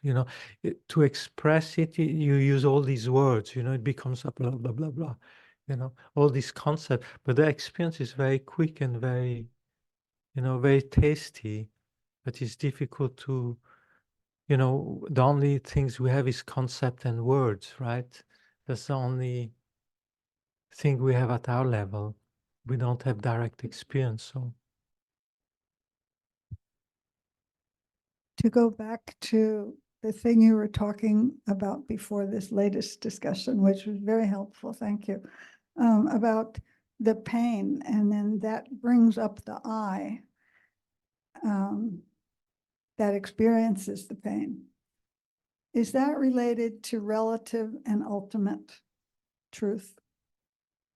Well, everything that is not emptiness is relative truth, right? Yeah. So when you realize that there's no I experiencing the pain, that's absolute truth, right? Yes, yeah. So if you realize that there's no I having pain, that is just pain, right? There's pain, but there's no I having the pain. Yeah. There's no possessor of the Yes. pain. There's just pain. Yes. Right? So when you don't find the I that has pain, that is ultimate truth. Yes. But then also you can apply it to the pain, right? So there is pain there that exists objectively from his own side. Yes. There's the painful sensation on the knee or the shoulder, or, the pain is there. right, from his own side. But then when you try to look exactly where the pain is, it's a collection of parts, Yes. right? And sensation and nerve and things Yeah. like that. And on all these things together, the mind labels the pain, right? Yeah, Kind of like that. So there's still pain, but Yeah. it's not a solid objective pain. Right. It's a dependent rising on many factors Yes, that produces this sensation, and Yeah. this sensation then we label pain, right? So it's a valid designation because it's an unpleasant sensation. Yeah. But it's much less solid than how we yes, experience it if we don't analyze. No. yes, that's good.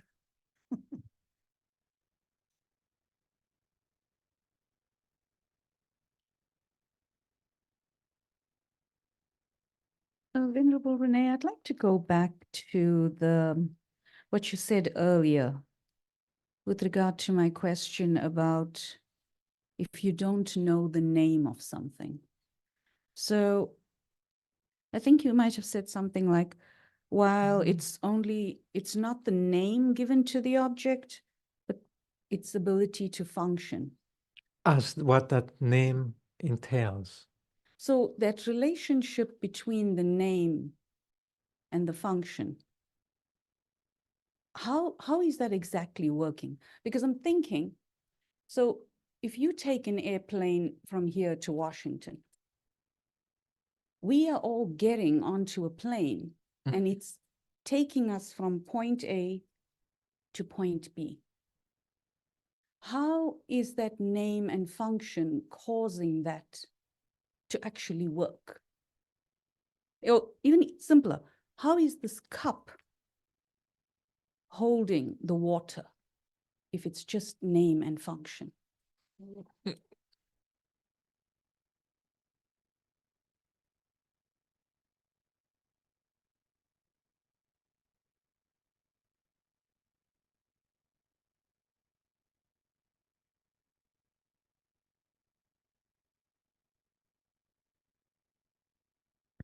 Cup is a designation on something that can hold a liquid, right? So it's a valid designation on something that performs that function. And that's it. There's nothing more, nothing less.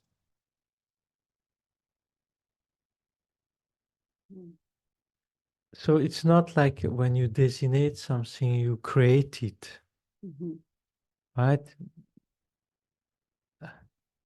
It's interdependent on all the factors that brings it about, you know, the clay and so forth, giving it a certain shape. So that base you merely imputed cup, right? If you wouldn't label it cup, it could function on something else, right? For a person that doesn't know how it contains liquid, it can form, so, you know, you turn it upside down, it becomes a table or whatever, right? So it needs the label to be able to function as a cup. Otherwise, without that labeling, it's not a cup, it could be something else. But still, there's a valid base that can function as a cup. Okay, I think my mind is a little bit maybe tied up with because we are saying, I think it's words, right? And my mind is stuck on the words because we are saying merely labeled. So label is a name. And I'm wondering like why there are some people don't say merely functioning on a collection of parts. Label, merely labeled. So merely has the function of only. Right? It's only labeled, meaning there's nothing there from his own side, right? So it's only labeled by the mind, right? So it's not existing objectively, you know, and merely label or only label it is not label and there's something there from his own side, right? So it's only labeled. So the only adds the factor that there's nothing there from his own side existing it exists only by being labeled. So it's you see, you could say, oh, it's labeled by the mind, Mhm, right? mhm. But it adds this, it's only labeled by the mind, Mhm. right? So nothing more, right? So it adds the fact that there's something in the base that makes that thing exist, other than being just imputed by the mind. But imputed by the mind is if we say merely named by the mind, Mhm. then name has other connotation with it, like the word we use. Mhm, So it's mhm. not, it's more subtle than the word we use. Yeah, yeah. It's all very subtle. And the fact that it all functions just based on these things is really hard to grasp. Yeah. I completely Yeah. agree. No, it's completely Yeah. difficult. Yeah, it's difficult. Lama Zopa often say, it's almost as things don't exist, almost as Mm, they don't mm. exist, right? Thank you, Venerable.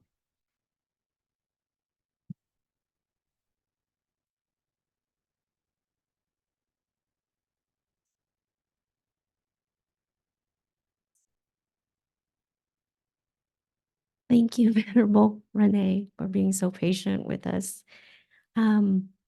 Getting back to skillful practice, when you discussed about complete karmic action, where motivation, action, and rejoicing is something that we can skillfully practice and develop.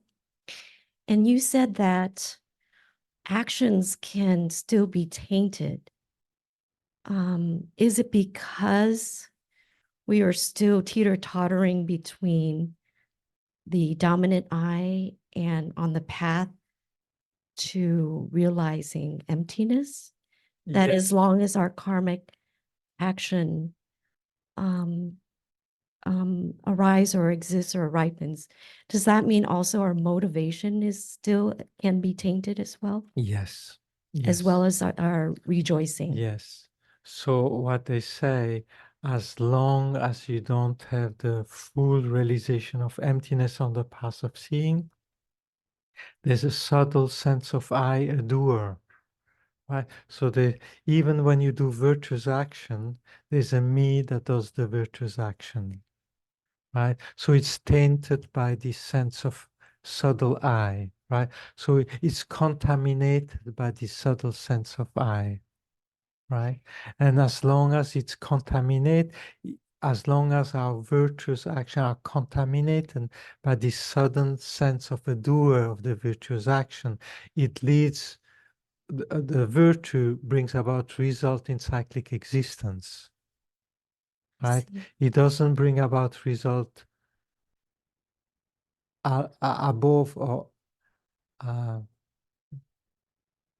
above, it doesn't transcend it doesn't transcend cyclic existence. It's not a virtue that will bring about a result out of cyclic existence.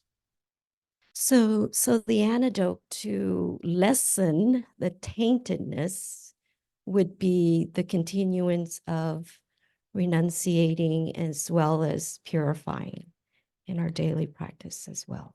Yes, yes. But also, often in practice, we do these things, we do a virtuous action, and then we say, oh, there's no I doing the virtuous action, there's no virtuous action, and there's no recipient of our virtuous action, right? So there's no inherent I doing the virtuous action, there's no inherent virtuous action, and there's no other person that benefits from our virtuous action. Or sometimes we do that with Vajrasattva, there's no I doing the non-virtue, there's no non-virtue, and there's no being towards whom we created the non-virtue. Right? So we break down the solidity of these concepts, this idea. So what I'm hearing you say now, which is even more helpful, is to create that imprint in a way, in our conventional way, of that while we are not only meditating, but praying in our daily meditating of walking. So when we're trying to analyze, search for, analyze, and then imprint where the I is between the dominant and the merely label inherently. I something don't think you necessarily need to make that distinction between inner and dominant. You just negate whatever I appears, whatever, that distinction between inherent and dominant. I think this comes then conceptually when your understanding of emptiness becomes deeper. But I don't think you need to worry so much whether it's the inherent or dominant. Because in I terms of worry. in terms of appearance, it's the same. It's just the eye that you feel is upset or you feel that is grasping. That eye. So you don't really understand. Is it dominant? Is it inherent? No. One last question that is on the same stream is when you were talking about karmic ripening, Mhm. as soon as you feel it, sense it in expressions of anger and so on, you said the energy still there. Does that last more than 90 seconds? I don't know. These 90 seconds came from Guru there, right? No, It doesn't but come from me. It still stayed with me because can you describe what that energy is? And I care less about how long it lasts, but what do you mean? The energy is there as soon as you feel it and you start But I mean, labeling. What is any that like? emotion, now we speak about emotion, right? So there's the emotion of anger, the emotion of attachment, the emotion of love, the emotion of compassion. So certain stream of thought bring about a certain emotion. So in Tibetans, you don't have a word for emotion. It's a Western idea, right? So for them, it's just thought. So what we call emotion, they call thought, right? They don't have feelings.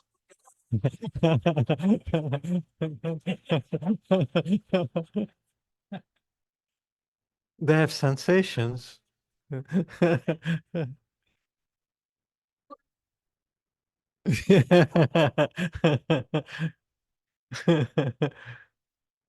No, so I have this debate a lot with Wang Mo because she doesn't like she never used the word emotion. She doesn't like emotion because in the Tibetan you never have the word emotion, right? They just say thoughts, right? And actually, when you think about what an emotion is, how it is produced, it's produced by a stream of thought, right? So thought bring about that emotion. So it's almost like an emotion is a longer thought or, something yeah. But once it is produced, the emotion is almost like it has a life of its own, right? And so you can extend the duration of that emotion. We know how to do that. Like when you're upset and you keep on thinking about why you're upset and what the person did, so you make that upsetness go longer, right? Or you see something pleasant and you keep on thinking about the quality of that object, so you make that emotion become stronger, right?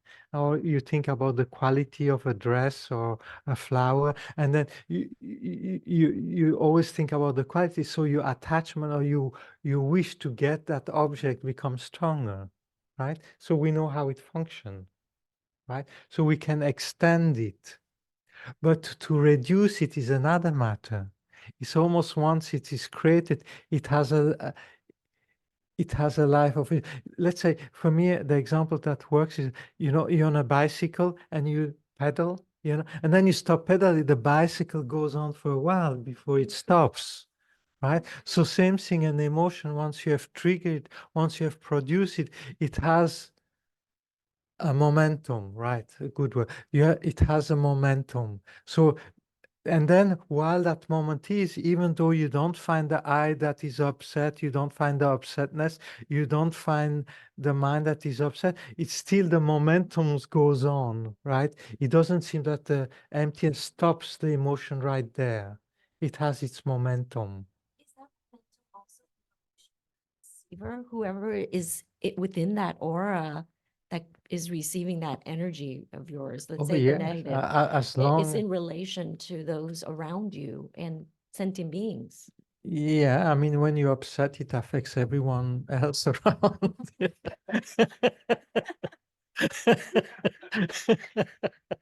As long as it lasts.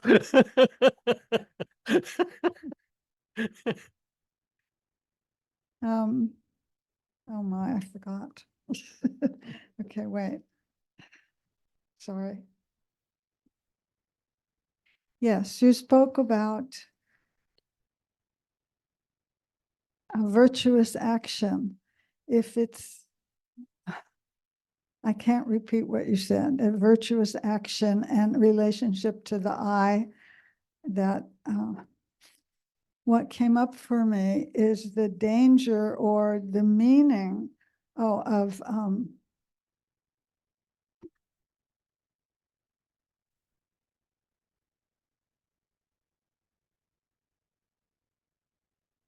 I can't recall the words. Does anybody know what that is related to?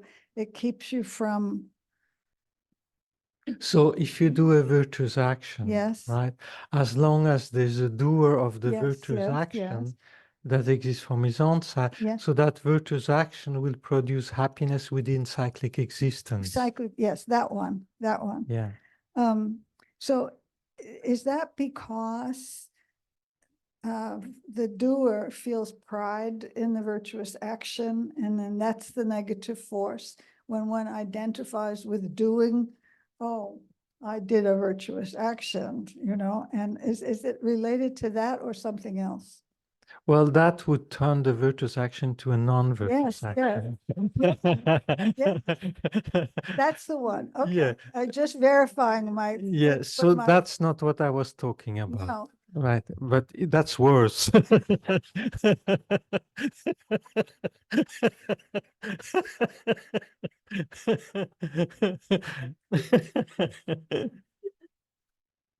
No, so as long as it's the inherent I doing the virtuous action, it will bring consequence within the realm of inherent existence. So cyclic existence is the realm of inherent existence, right? So it's only when you do an action without any feeling of inherent existence that it creates the cause to a state that is beyond inherent existence, which we call nirvana, right?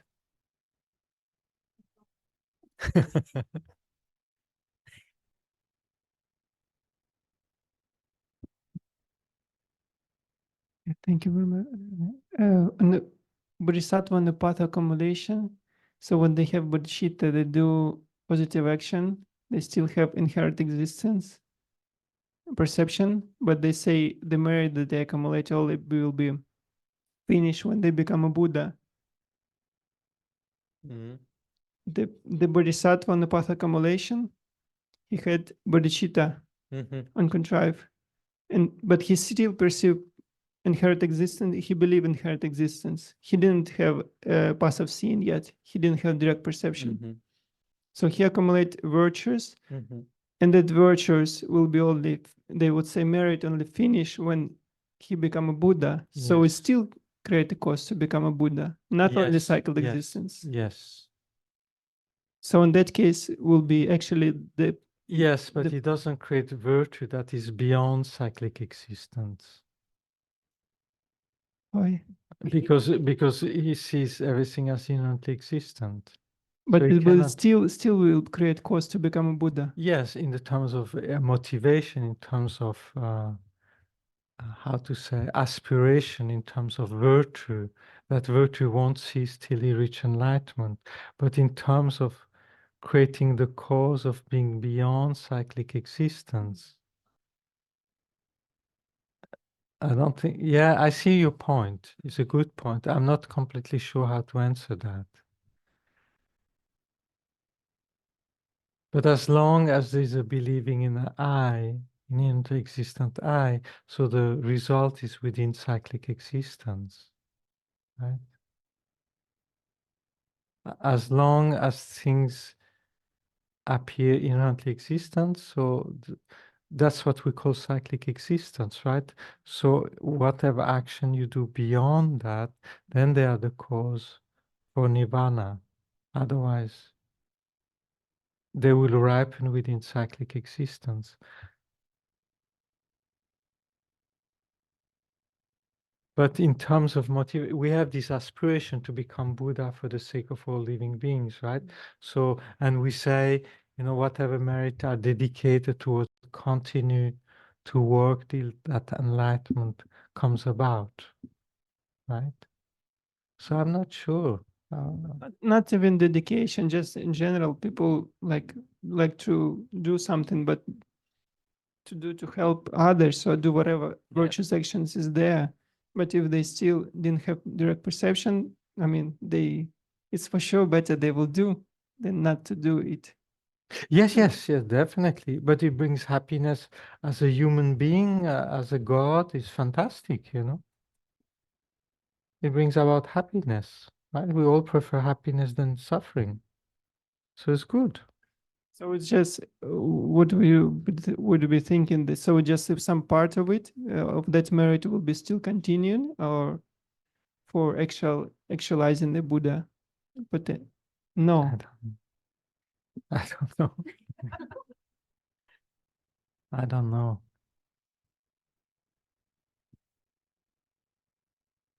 You see, when we dedicate the merit, we say, may, you know, so it says if it's offered to the enlightenment of all beings, that merit would continue to increase until that goal is achieved, right? Until enlightenment is achieved. But then I say, you know, if an action is done with the belief of inherent existence, right? All these action brings about result within cyclic existence. So it seems that these two statements are contradictory. So I don't know how to resolve my own contradiction. Have you an idea, John? No. You want to try? Don? Yeah. It's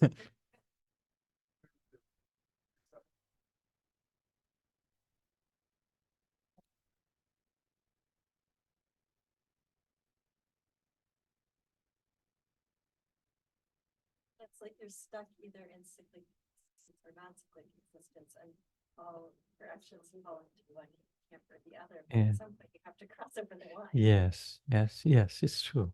It's true.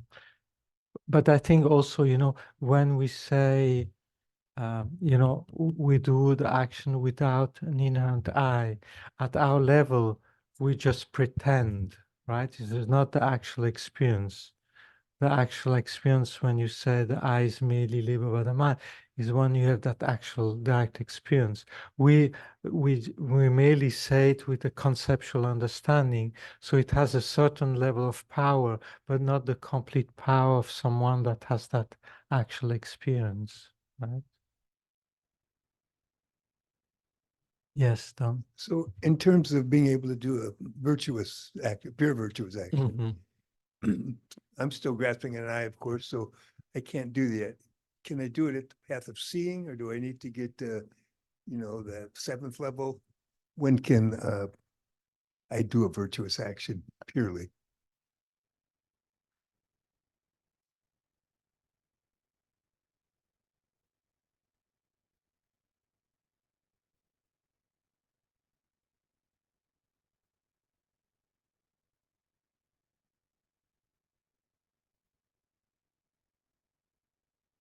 It depends what one mean by purely, right?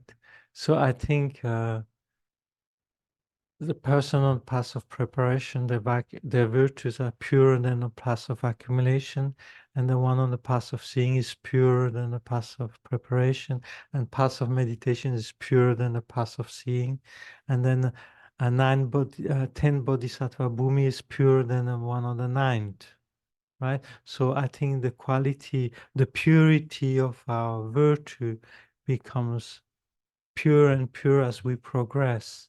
And I think in that level, only the Buddha makes a complete pure action that is not tainted by any inherent existence, right? That's depressing. Yeah.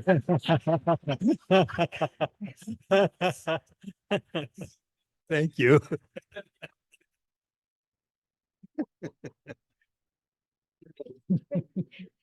But we slowly progress, getting better and better. That's helpful. Definitely.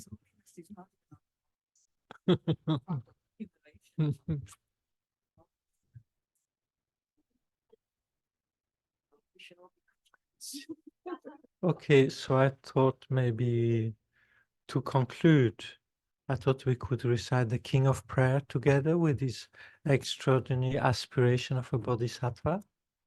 And also we all create the cause to be born in Amitabha Pure Land next life and, become a real bodhisattva and cultivate these incredible qualities.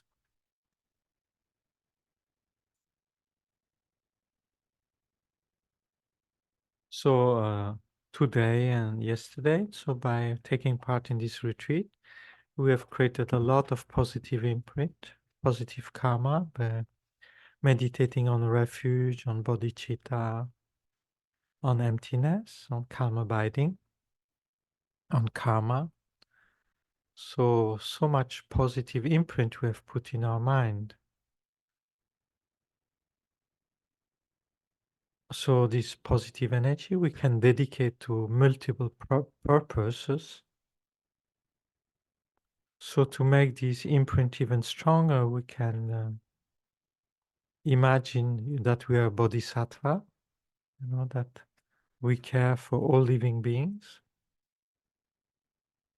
So we try to multiply that energy by the number of sentient beings we can imagine and that we wish happiness for. So for all these living beings, we aspire to become enlightened. So actually reciting the King of Prayer is almost like reciting a mantra. You see, if you check your state of mind before you recite it, and you check your mind after you have recited it, your mind is much clearer after having recited it. So it has very powerful prayer. And then if you think, you see, this is the aspiration prayer done by Samantabhadra.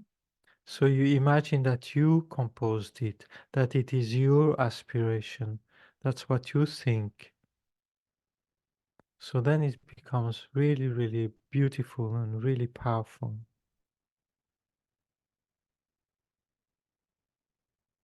So I bow down to the youthful Aya Manjushri, your lines amongst human gone to freedom in the present, past, and future, in the worlds of the ten directions.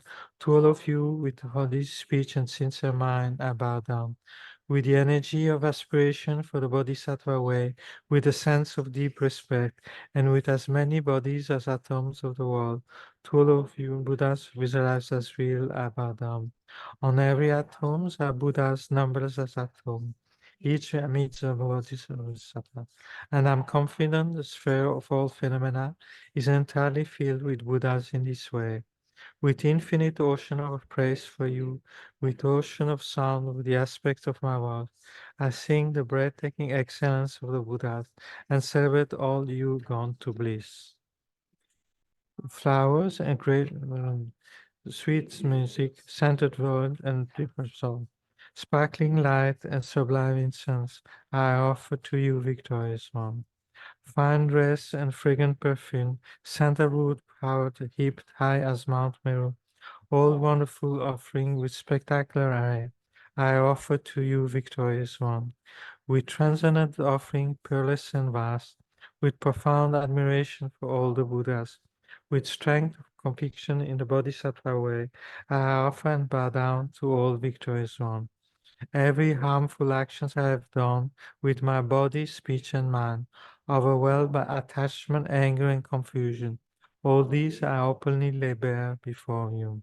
I lift up my heart and rejoice in all the positive potential of the Buddhas and Bodhisattvas in tender action, of solitary realizer, heroes still training, and of all ordinary beings. You are the bright light of the world in tender action. We have attained a Buddha's omniscience through the stages of awakening. Woe, my God, please turn the supreme will of Dharma. With palms together, I earnestly request you who have actualized parinirvana, please stay with us for eons as an atom of the world, for the happiness and well-beings of all wonders in samsara. Whatever slight potential I have, by paying homage, offering, and acknowledging my faults, rejoicing and requesting the Buddhas stay and teach, I now dedicate all these for full enlightenment. May my Buddhist melody in all the tender action, and all you gone to freedom in the past accept my offering. May those who have yet quickly perfect my awaken as fully enlightened ones. May all worlds in tender action be entirely pure and vast. May they be filled with bodhisattvas, surrounded by Buddhas gathered beneath a Bodhi tree. May all similar beings as exist in tender action be always well and happy. May all samsaric beings live in accordance with the Dharma. And may every need shall be fulfilled. Remembering my past lives in all varieties of existence, may I practice the Bodhisattva way, and thus the entire cycle of death, migration, and birth. May I always observe the balance as well. By following in the footsteps of all the Buddhas and perfecting the action of the Bodhisattva. May I always have to without a compromise with ethical discipline, faultless and pure. May I teach the Dharma in the language of the gods, in every language of spirit and nagas, of human beings and of demons. May I be gentle-minded, cultivate the six paramita, and never forget bodhicitta.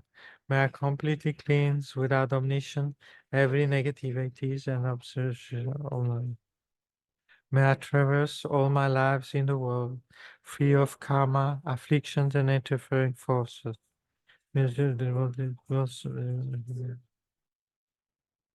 as the sun and moon moved into spread to the sky, may I ease the suffering in the lower end, and in the many direction and dimension of the universe, may I guide all wonders in samsara to the pure bliss of awakening, and be of world benefit to them as well.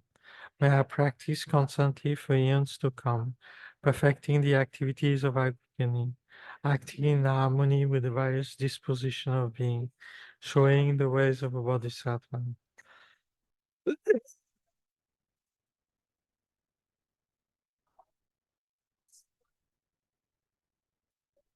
In aspiration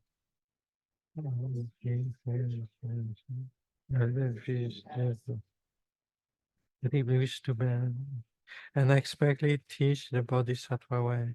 May I always directly see the Buddhas, master encircling by Bodhisattva, and with purpose and discouragement for eons to come. May I be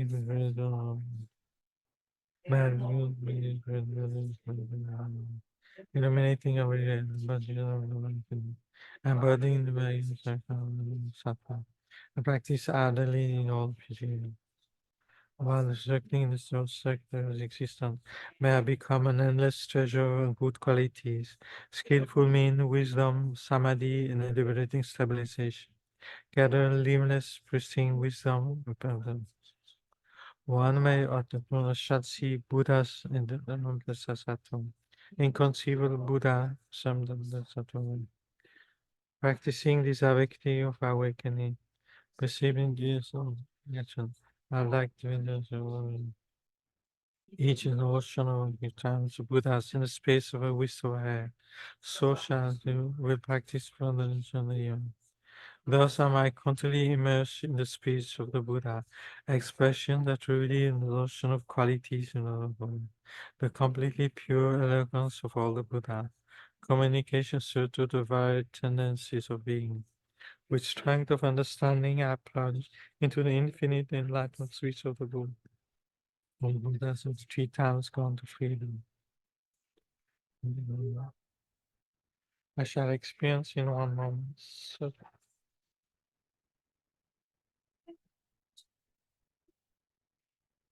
it but a fraction of a second. In one instant, I shall see all those awakening beings, past, present, and future realms among humans.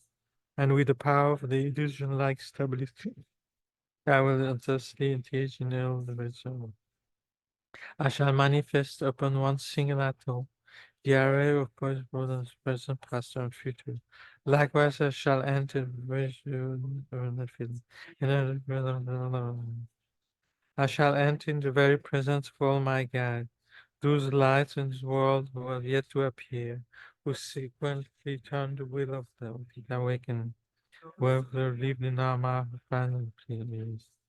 May I achieve the power of swift magical emanation, the power that leads to the great vehicle through every approach, the power of always beneficial activity, the power of love pervading all realms, the power of all surpassed positive potential, the power of supreme knowledge unobstructed by discrimination, and through the power of wisdom, skillful means, and samadhi, may I achieve the perfect power of awakening, purifying the power of all contaminated action, crushing the power of disturbing truth, diffusing the power of interfering force.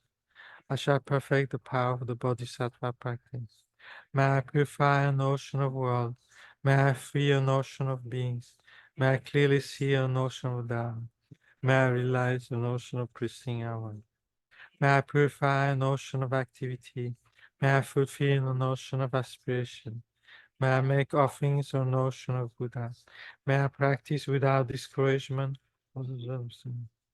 To awaken fully to the Bodhisattva way, I shall fulfill without exception all the device aspirations of the awakening path. Of all Buddhas gone to freedom in 3 times everywhere. In order to practice exactly the words one called Samattabhadra, all embracing good, the elder brothers and son and daughter of the Buddha, I completely dedicate all these goodness. Likewise, may I dedicate just as a skillful Samatata with pure body, speech, and mind, pure action, and pure Buddha feel. I shall give rise to the aspiration of Manjushri, where the Bodhisattva practice all embracing good. The perfect is practiced without discouragement of pure. My pure activities be endless, my good qualities boundless, and to abiding in immeasurable activity, my likewise limit of all. Thus is the limit of the and my aspirations to reach be limitless as well. One may offer to the Buddha all the wealth and advance as infinite world of the 10 directions, and one may offer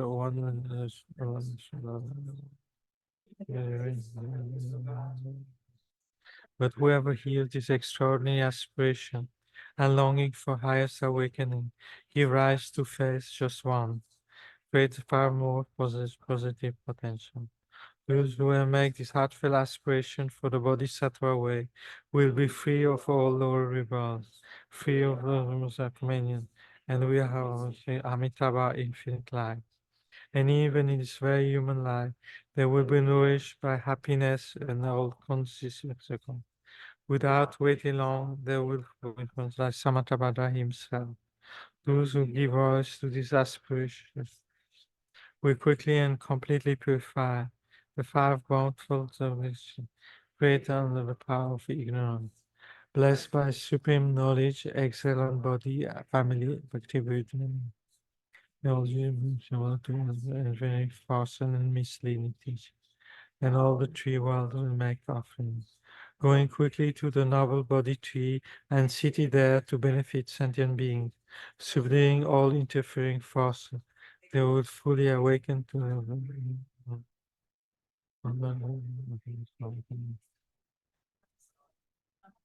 only by Buddha, of holding in mind, teaching, reading, and reciting this aspiration of the Bodhisattva practice, in order to train just like the hero Manjushri who knows reality as it is.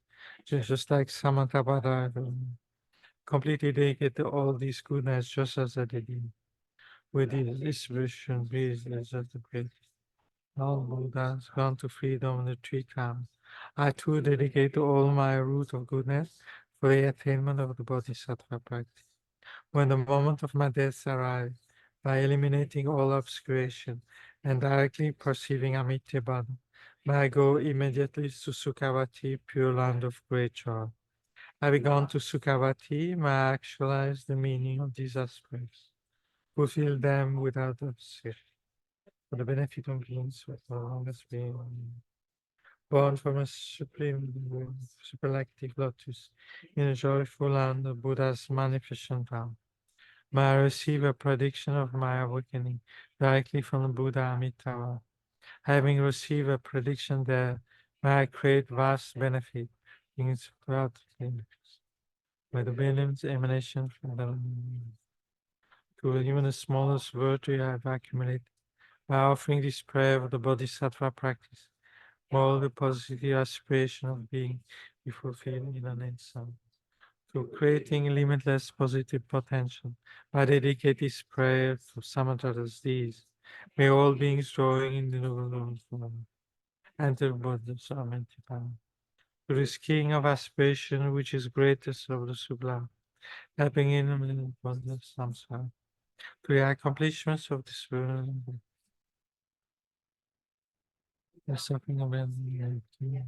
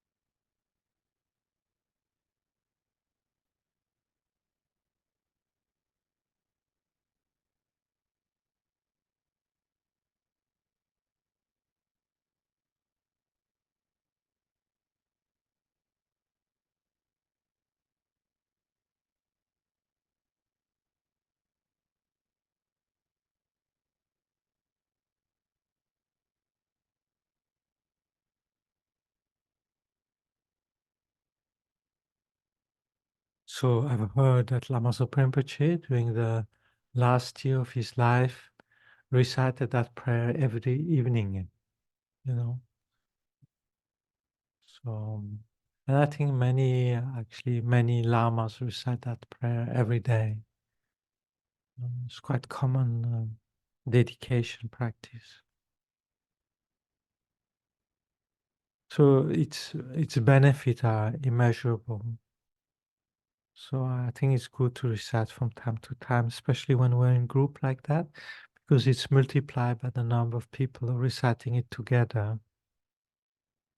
So it's very, very virtuous. So I would like to thank you all for coming to this weekend. I think it was very joyous, very entertaining. I think you're a very lively bunch of people. So it's very nice, I think yeah, and I think we all, uh, reflected and contemplated and meditated on Dharma. So that's very virtuous. And I think we put great number of positive imprint in our mind. And now it's up to us, to try to cultivate these seeds in our everyday life as much as possible. We all have our karmic situation, we all have our life, and we all try in our own way to bring this alive in our lives. So I would like to thank you all very much. And maybe we see each other next year. Okay. So we dedicate the virtues we have created together. So we dedicate to our family members, to our friends, to our community, to all the activity of the center and of all the center of all FPMT, and we rejoice in the merit of all the Buddhas of the past, present, and future, like Lama Zopa Rinpoche often dedicates. And I'm all on top of all that to the people that we have requested at the center to pray. So we're going to read. Tay is gonna read that list, and we open our heart and we dedicate the merit to all these people as well.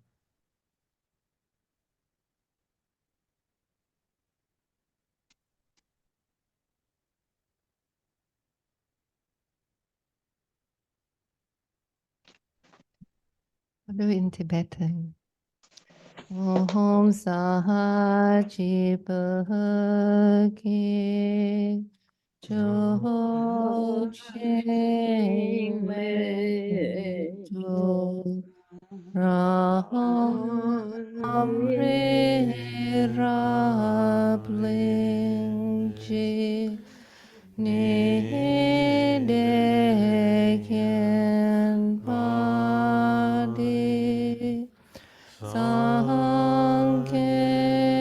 Ching Du Me Te Ho Wa Yi Dro Kyu Nam Da Shin La Che Par Shu Je Tsun La Me Kyu Te Rab Ten Ching Nam Ka Trin Le Jok Ju Ge Pa Dang Lo Sang Ten Pe Dron Me Sa Sum Ki Dro We Mun Sel Tak Tu Ne Kur Chi Idam Guru Ratna Mandala Kam Yami. Would I do the dedication prayers? The standard, the short one, dedication prayers. Okay.